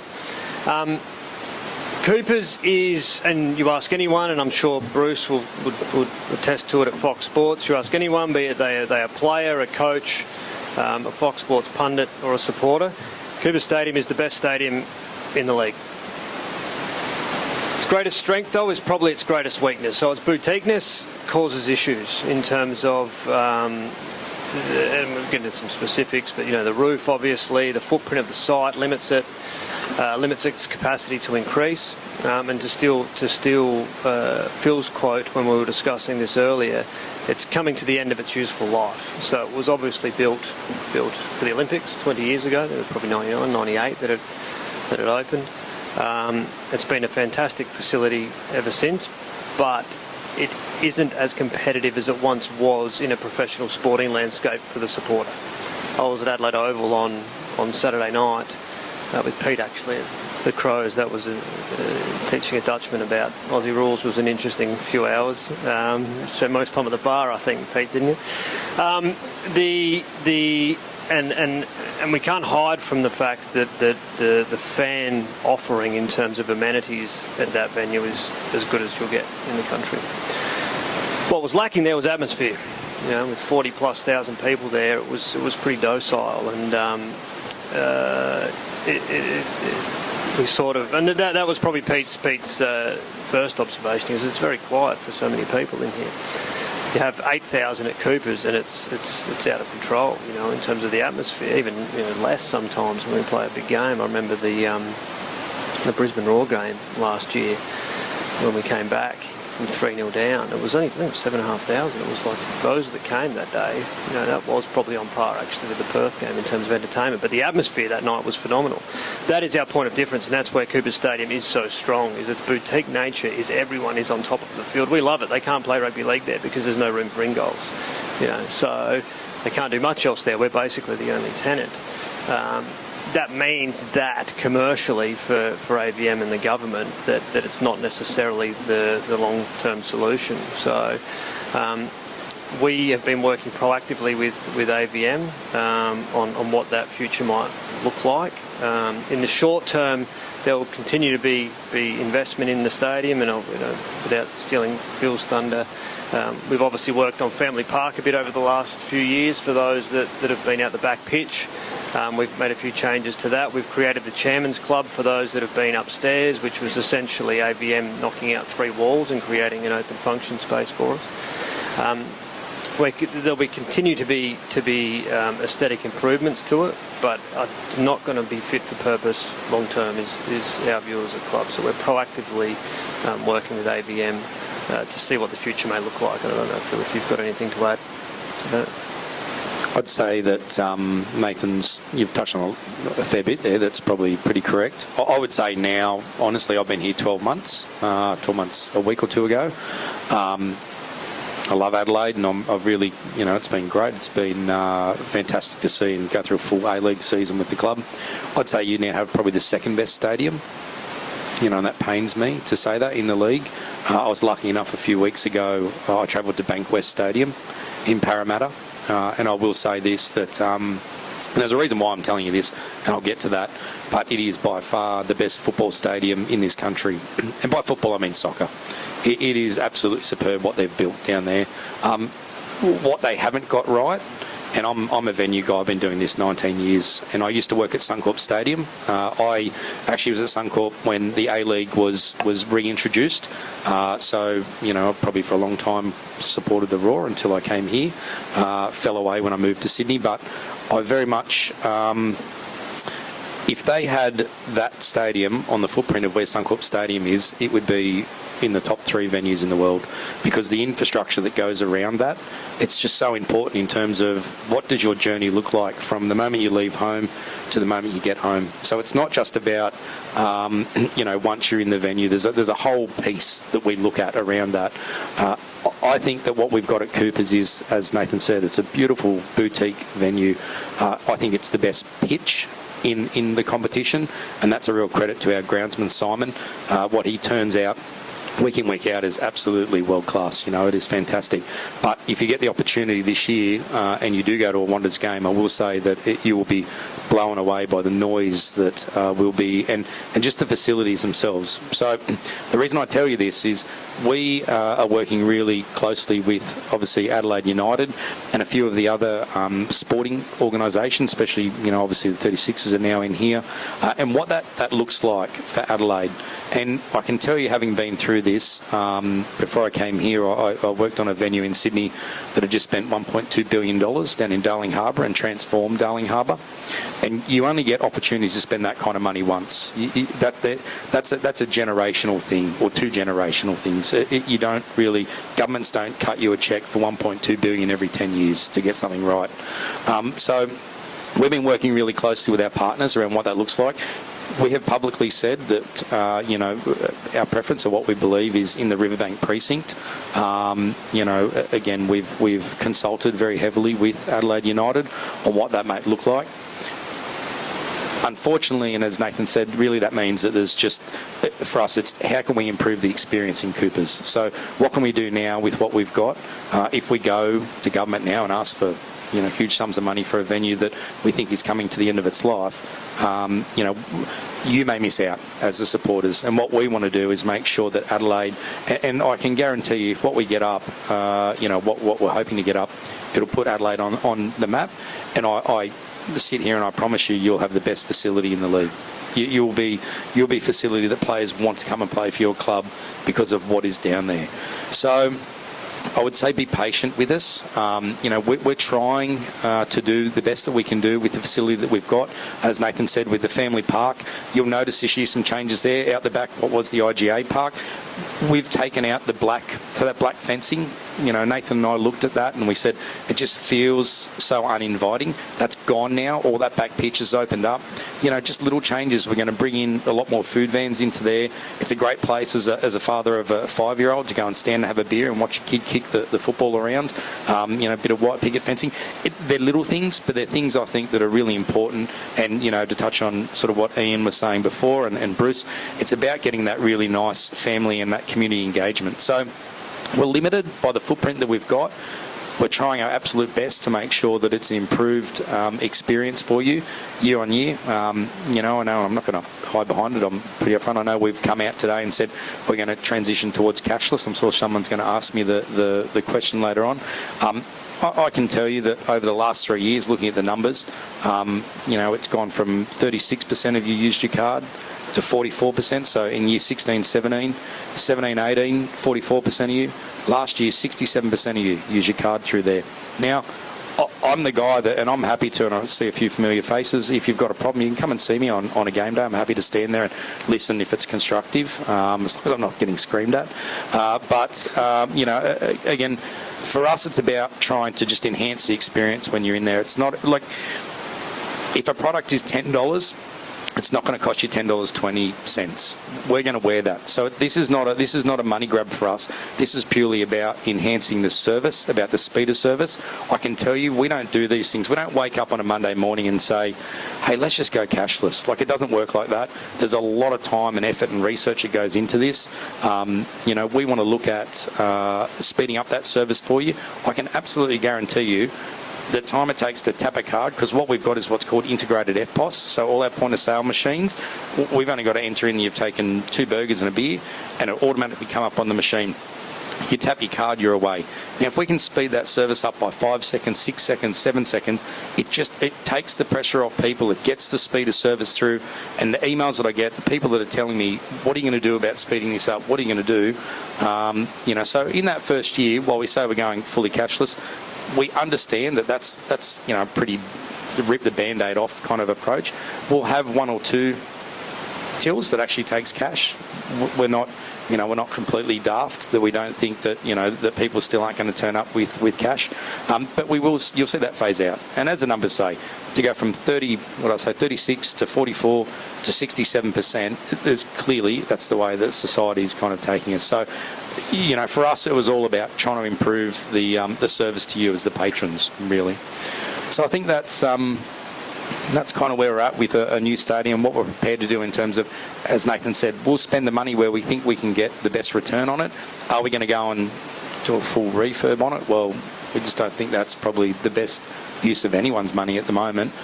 We've got a really good plan in place. We hope that you're patient with us, because I can tell you it will return dividends if we can get this over the line. Thank you very much, guys. Sorry, what I will say quickly is that the fact that we're able to have these discussions is testament to the relationship in recent times that we've developed with AVM. So me and Phil probably speak daily, I would suggest. We've got a meeting on Thursday. We're going to sit down, look at everything with the fixture and how we can improve things. We have the odd meeting. Nathan and I live one street from each other purely by accident. So we've had a beer at the Glenelg Footy Club. Yeah, just... No, but everything we discuss, probably 90% of it, is about improving the experience for fans. So we'll meet on Thursday. We'll go through a raft of initiatives that we've been working on probably for the last 3 to 6 months and have a look at the fixture and say, okay, well, how do we make this better for everyone coming to Cooper Stadium? So as Phil said, there's not going to be a short-term solution that fixes all the issues, but you will continue to see the evolution of Coopers, at least in the short term, where it becomes a better venue each year and hopefully more attractive for everyone to come to games. I would like to add one small thing to that. As I've started my story with, I'm a football guy who ended up sitting here. I love Coopers. For me, the fact that everyone is close to the pitch, the atmosphere there is fantastic. That's what a football stadium should be like. My first day in town, 1.5 years ago, I had two people contacting me. One was Sam Ciccarello, the chairman of the FFSA, and the other one was Anthony Kirchner of the AVM. And both said, well, can we meet as soon as possible? I said, how about this afternoon? And the club had a disturbed relationship with both key organizations for our club. So we sat down and we discussed how we would be going forward from here, and that was, from my behalf, very simple. Well, even if we disagree, I'm not going to call the newspaper about it. That's going to be one major change. We'll sort it ourselves. Then I saw a plan that was already probably a couple of years old of covering 3 stands, increasing the capacity slightly to 20 or 22,000. That looked fantastic, and I was going through it, and then I saw the bottom line, $150 million. $150 million for 3 roofs and a couple of thousand seats extra, and nothing else, no dressing room, no facilities. And I thought, 5% interest, $7.5 million per year. We cannot pay that unless there is 100 other things going on per year. That can never be afforded by a football club. So this would be great. It doesn't even solve all our problems, but it's completely unaffordable for the club and for AVM. So let's sit down and see how we can prepare the club for the future, because that's the thing, short-term and long-term, and we're having regular discussions about that. And with our very good relationship now, I'm sure that we can work something out that will bring the club to the next level and keep the club at the top of Australian football. All right, thank you very much, gentlemen. I know we are running a little bit late. We want to throw it out to you guys now, the members of Adelaide United. If you do have any questions, if you wanted to raise your hand and we can facilitate your questions, you just need to raise your voice a little bit, and all of the key stakeholders will do the answering to the best of their ability. If there are any questions. Yes, down in the front. Okay.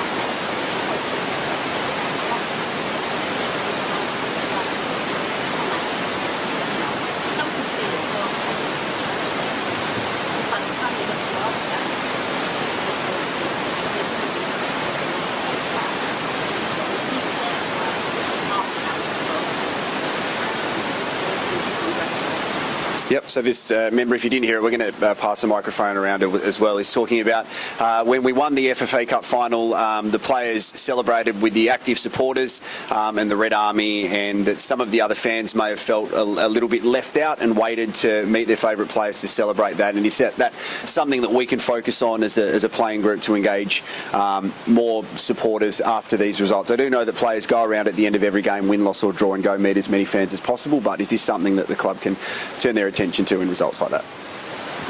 Quite easily. That's an easy fix. So part of the leadership group are here tonight.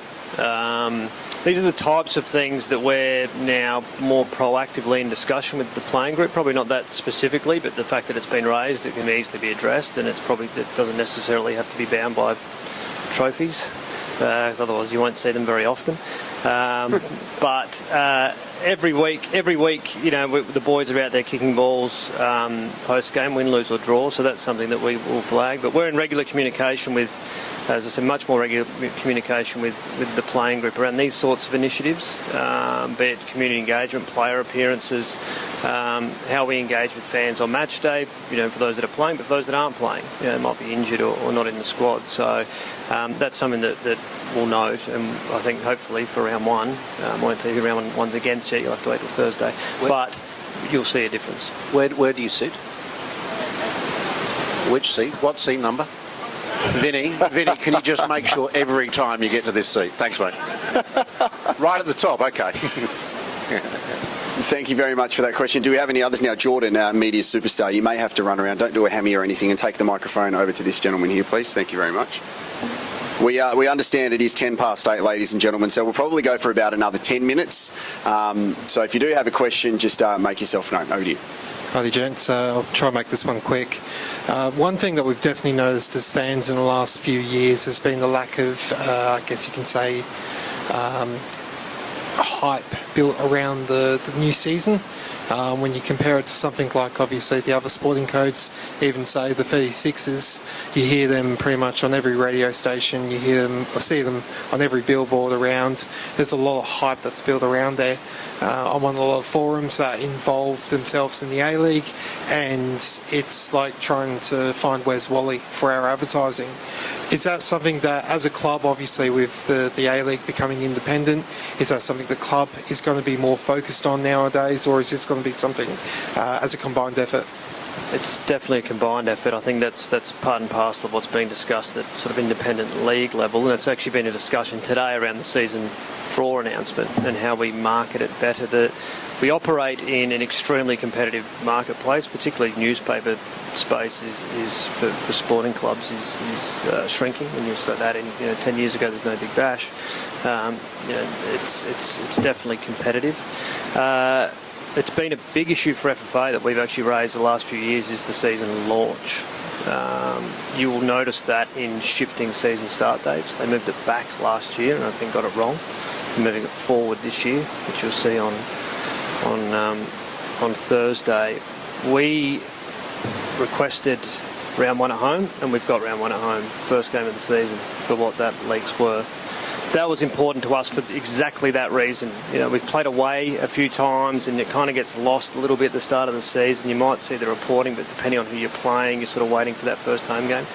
The hype around the first game of the season at Coopers is significant, and FFA realise that, and that's why they've done it, because for the reasons we spoke about earlier about the venue and the atmosphere, they want to kick the season off with a bang. But that's the sort of thing that they do.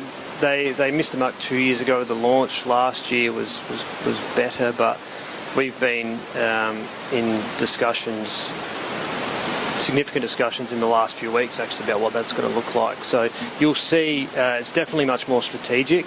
So what they've focused on previously, I think, too much is purely digital exposure and getting the message out. That doesn't hit all of our fans. For those that are engaged in social, it does, but it doesn't necessarily encourage you to come to a game. I think you'll see the messaging shift much more to a sort of bums on seats mentality in terms of trying to get people more proactively to come to games.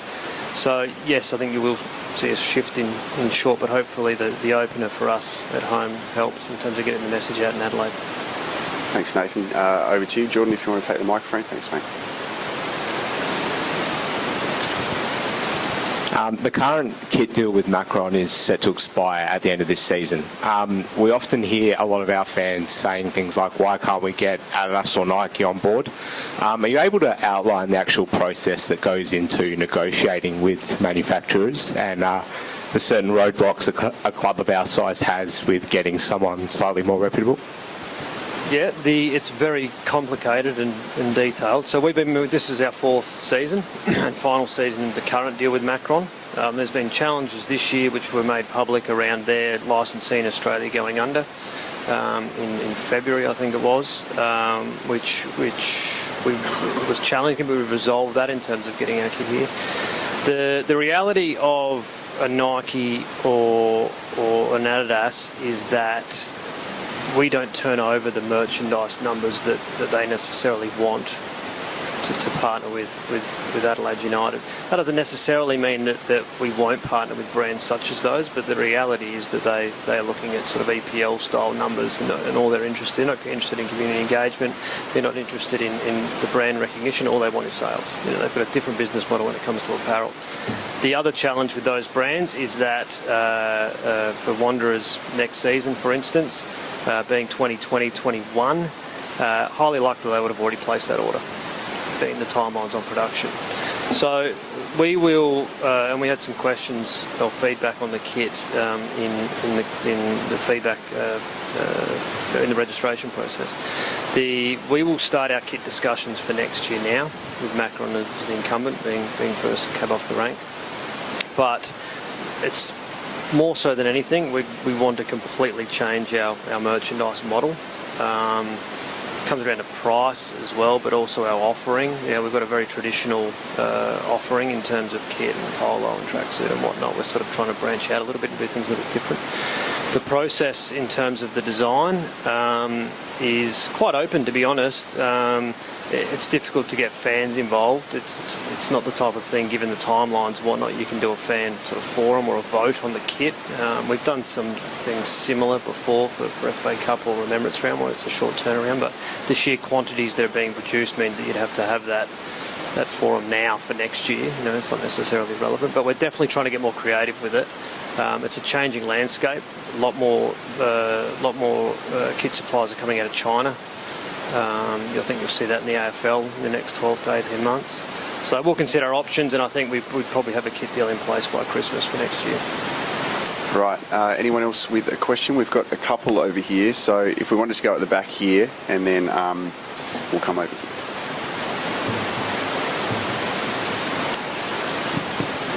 Good evening. Well, 2 years ago, when we introduced Marco at Flinders, he actually stood up and gave us some of his philosophy. And seeing that Jarrod is born in the same city I was born, I'd like to hear from him with a bit of his philosophy on his coming future for the club. Jarrod, Enschede. I think that translates to get your ass up there, mate. If he's willing to say something, of course. This is a question without notice.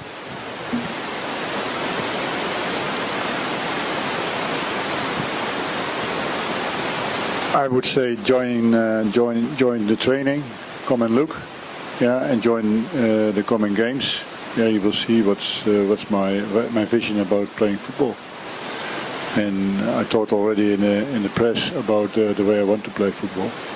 But you also need the players for it, and I'm excited to see what the guys do next Wednesday in the cup, and then we can make a further discussion about football that I like. Thank you very much. Okay. It's getting tense in here, ladies and gentlemen. Do you have any other questions? Over here, we'll come over with the microphone. Only a couple more. We've only got a few minutes left, ladies and gentlemen. Okay.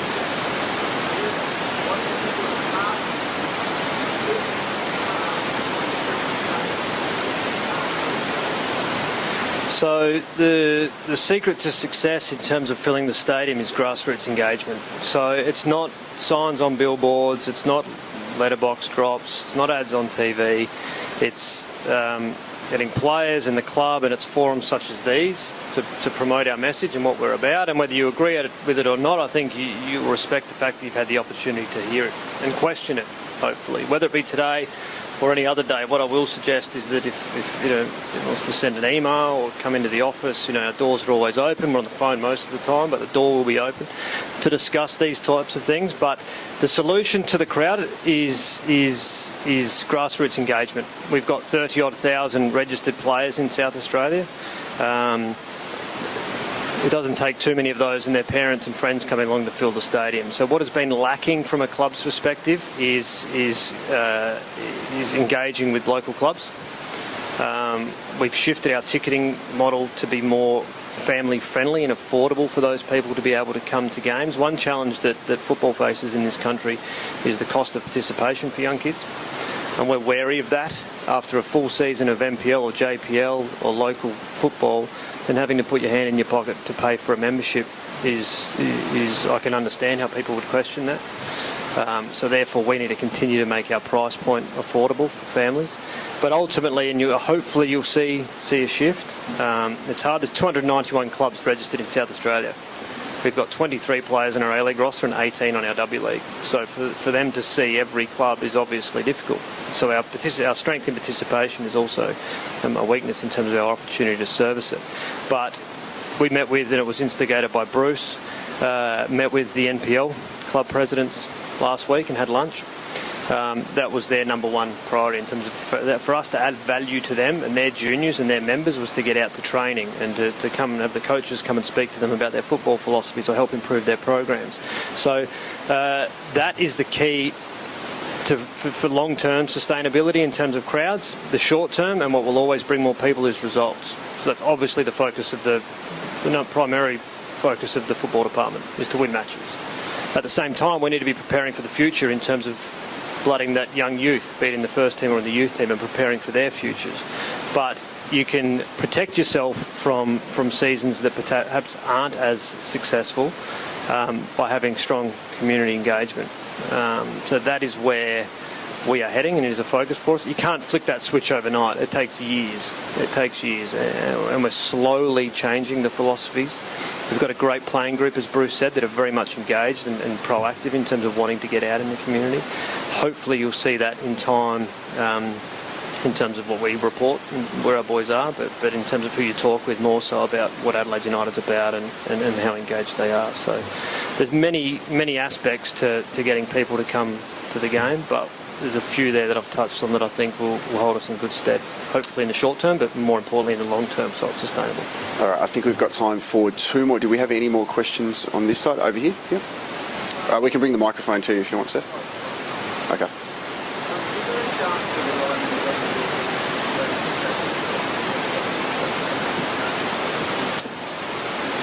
That's one of the two challenges on that front. One is the stadium, so the change rooms aren't. So there was a redevelopment of the change rooms in about 2014. If it was maybe just after you won the Cup, it might have been the old formation for that game.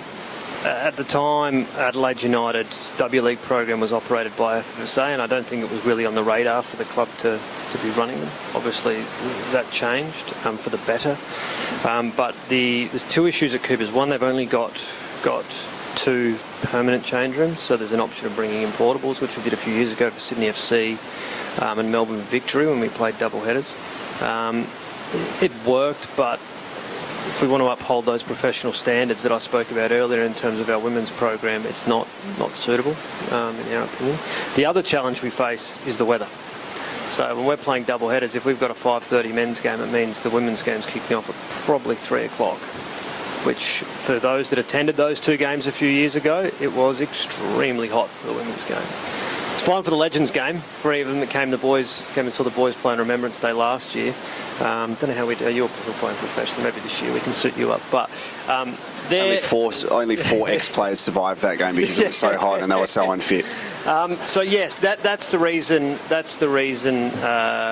In short, why the double headers don't necessarily work. We feel as though we've got a great venue and a great product at Marden, so we'll look to continue that this year in terms of it's reasonably centrally located, but the facility itself, much like Coopers, is one of the best A-League. I think it's probably one of the best viewing NPL venues in the country, so that has been good for us, but in the short term there's probably not the W-League option at Coopers, double header.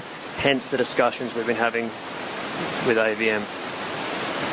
Any final questions in the room?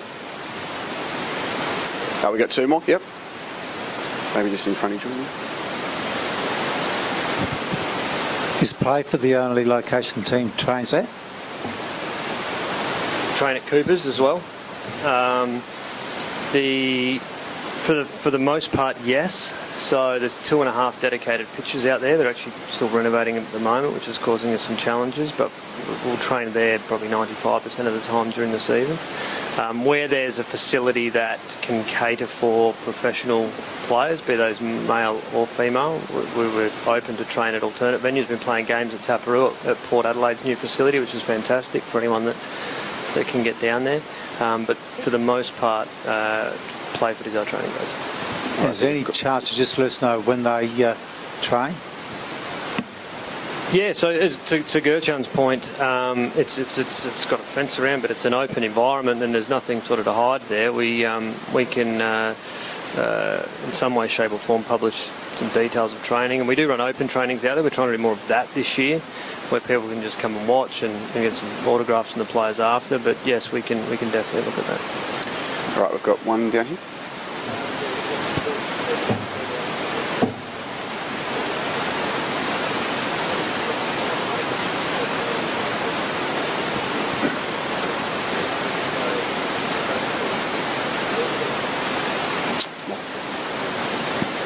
I think we're almost there with the squad that we've got, but like I said, we probably need a few more pieces of quality.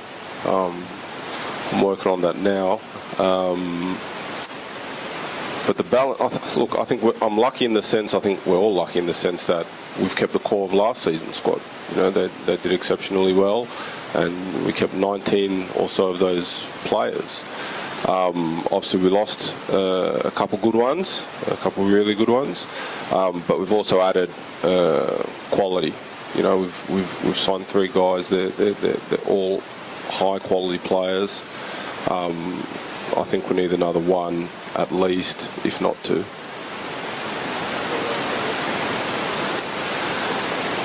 Yeah, there's a 1 you'll be happy with. That's coming. I won't announce it now. Okay. But yeah, and like I said, on the FA, if you watch the FA Cup, you'll see another talented one. What does his name start with, Bruce? What does it sound like? What's his name start with?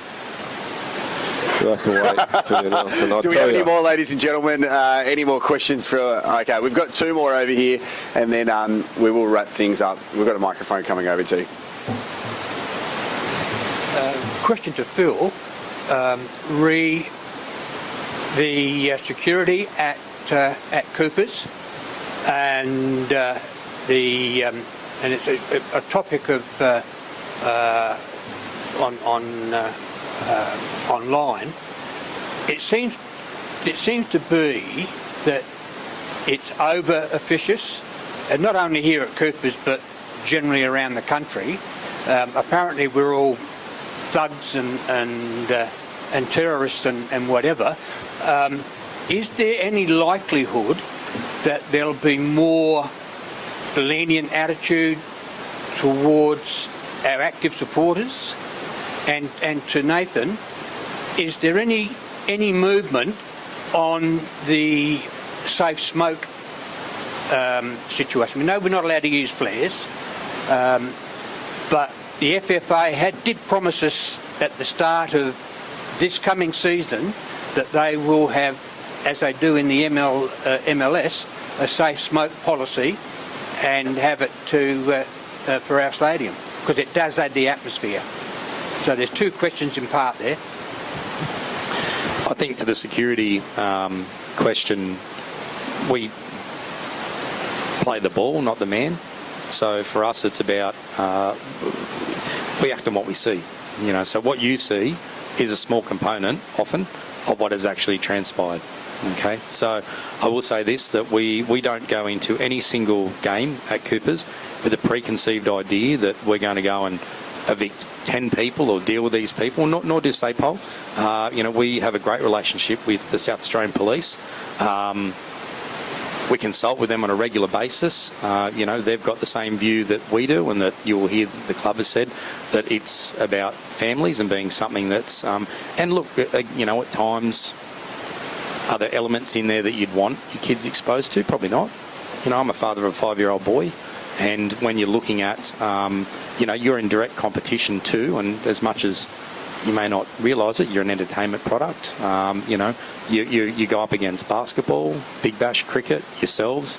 You know, you've got to look at it and say, well, if mum's deciding on where kids are going, are they going where people are chanting at times, you're a dickhead, or whatever it is, and excuse the language, but I get to hear it from you lot every week.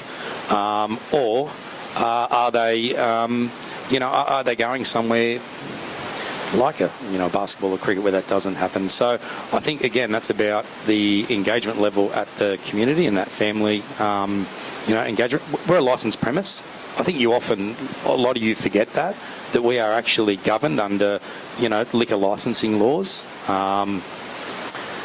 Some of the behaviour, and I think you would say this, if it was conducted in that way in a pub, what do you think would happen or the outcome of that would be? So, for me, I make no apologies if someone's escorted off the premise.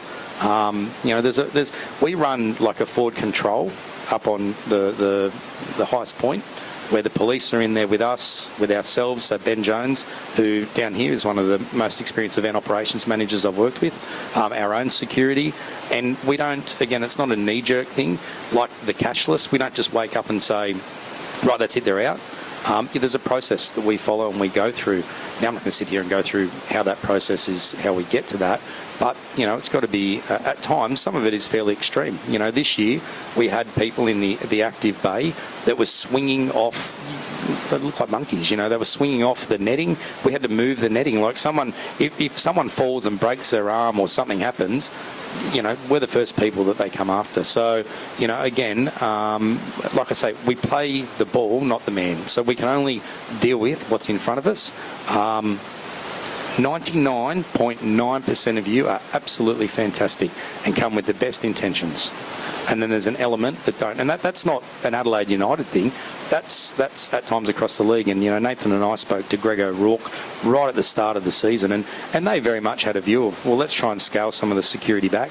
And I think you'll see that progressively over time as user pays police comes into this state. So South Australia is actually the last state to have user pays police. So everywhere else across the country, the club, unfortunately, would pay for the number of police that are sent down. Do I think that the Melbourne Victory games at times are a little bit overkill? Yes, I do. We had 100 police there this year. I think that is. But SAPOL say to me, well, we're a community service and we're there. And that is a result of what's happened before. They're not coming down there just on a whim. There's a whole lot of detailed planning that goes into that and risk assessments. And we have games that are low risk, medium risk, and high risk, and that's a high risk game. So like you will see at Adelaide Oval, they'll have games there that are deemed high risk, and that just means that there's more police on down there and they choose to put those police there. So, if people do the right thing, no one's got anything to worry about as far as I'm concerned. On the safe smoke, it's been discussed a little bit. It hasn't been something that's been a few clubs. Central Coast did it for Usain Bolt. I think that might have turned everyone off. What, the recruiting or the safe smoke? I think this is the time of year that we have those discussions. Got a conference at FFA. I'll be honest, initially I wasn't a massive fan of the concept. Having said that, if there's data to suggest that it increases the fan experience, and the MLS lesson's a good one. It's football or soccer in their sense, operating in a competitive environment as a challenger brand, and it works there. It's something that'll be discussed, I think, again. It wasn't proactively taken up by clubs last year, nor FFA did they really. It was kind of a concept that saw a bit of media time, but it kind of fell dormant when we started talking about some of the marketing and season launch activities and things like that, which were the focus for FFA. And with FFA in this sort of transitional phase as well, I think they're really focused on their core business. Some would argue that, well, I would argue that is their core business, being people coming to games, but I think it's something that will probably be looked at again, probably for this season, but if not, longer term. Right, is there one more over here? Yep, and I reckon if nobody else, you've got one here, I reckon we've got time for two more, because we are running over time. First of all, I'd just like to say thank you to you guys for tonight. I think it's an excellent initiative, and I've definitely enjoyed it. I just have two questions on a similar vein.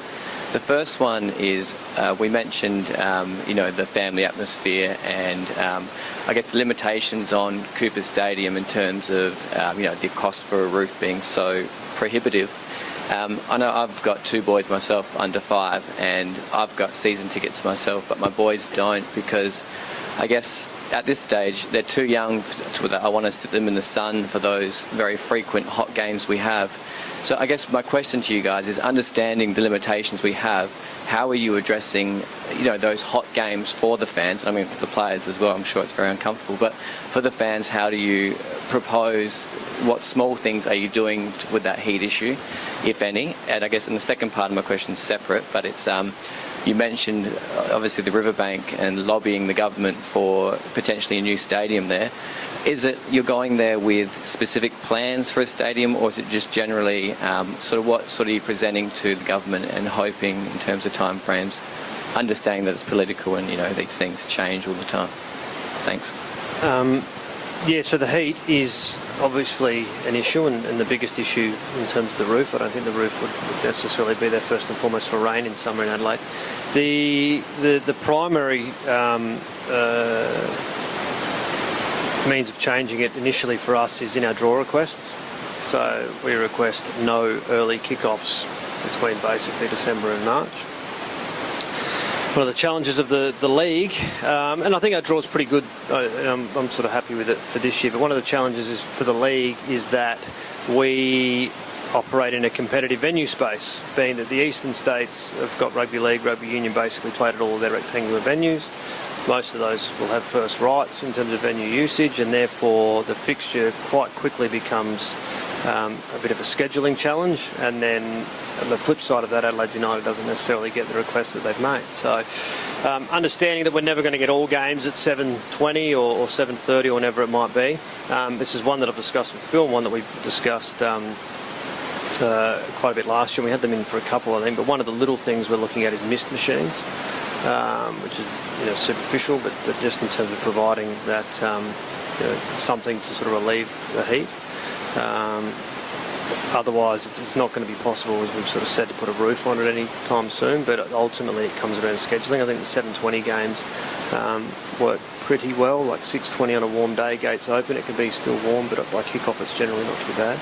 But ultimately that's the sort of stuff that we need to look at in terms of short-term fixes for how we can better manage the challenges that Coopers presents. Do we have one more down here, or did you... Sorry, mate, did you want to go? I was going to say, I think, look, first and foremost, to the point about the sun, having previously worked at Suncorp Stadium, where it's an issue there, you can imagine how hot it gets even in the winter time early on. Credit to Nathan, he works really hard for you guys, and I think in doing the work that he's done around the season draw and really pushing pretty hard to make sure I've been lucky enough to have seen what that draw looks like. He works really hard to make sure that early part of the season is as comfortable for you as possible. So, he's a real credit to the club in that regard. Yes, we've gone in with... There's a lot... You don't go to government, can we please have some money, and here it is. There's a whole plan that goes around that. There's a consultation, down to architects and government when they want to see that you've really thought that out. And, look, I've been lucky enough... came out of a venue that we opened, and our CEO didn't tell me about this coming here, and I said to him, Hattie, I probably wouldn't have come to Adelaide. It greyed me. I wasn't this grey before, but, look, it is an exciting thing, and I've got to say, probably going through the process, and it's lucky enough that I think with this, you've got operators, such as myself and people like Ben, that get in there at the grassroots of it and really design it how it needs to, because we understand your journey as the patrons. So there's a lot of work that's been done there, but it still kind of looks like a bit of a shell. It doesn't get down to the nitty gritty, but it very much is a plan. That's all costed out and how it would be used and how it would be shared, etc. So there's a hell of a lot of work that goes in. If we can get this up, as I say, it'll put Adelaide on the map, I think. Not just as a footballing destination, but just as a city. It'll be like nothing that anyone's ever seen. We had one more question down here. Did you still have a question? You sure? Okay, we're going to finish off with you then.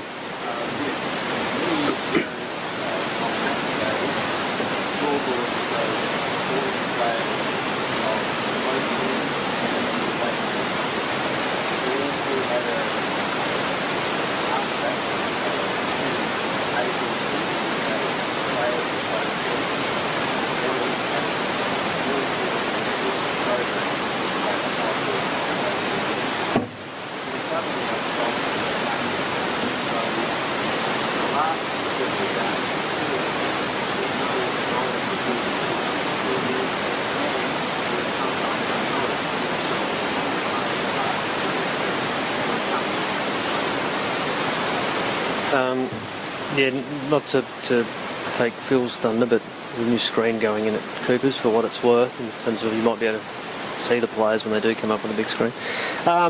The program is we shifted that to 100% digital towards the back end of this year.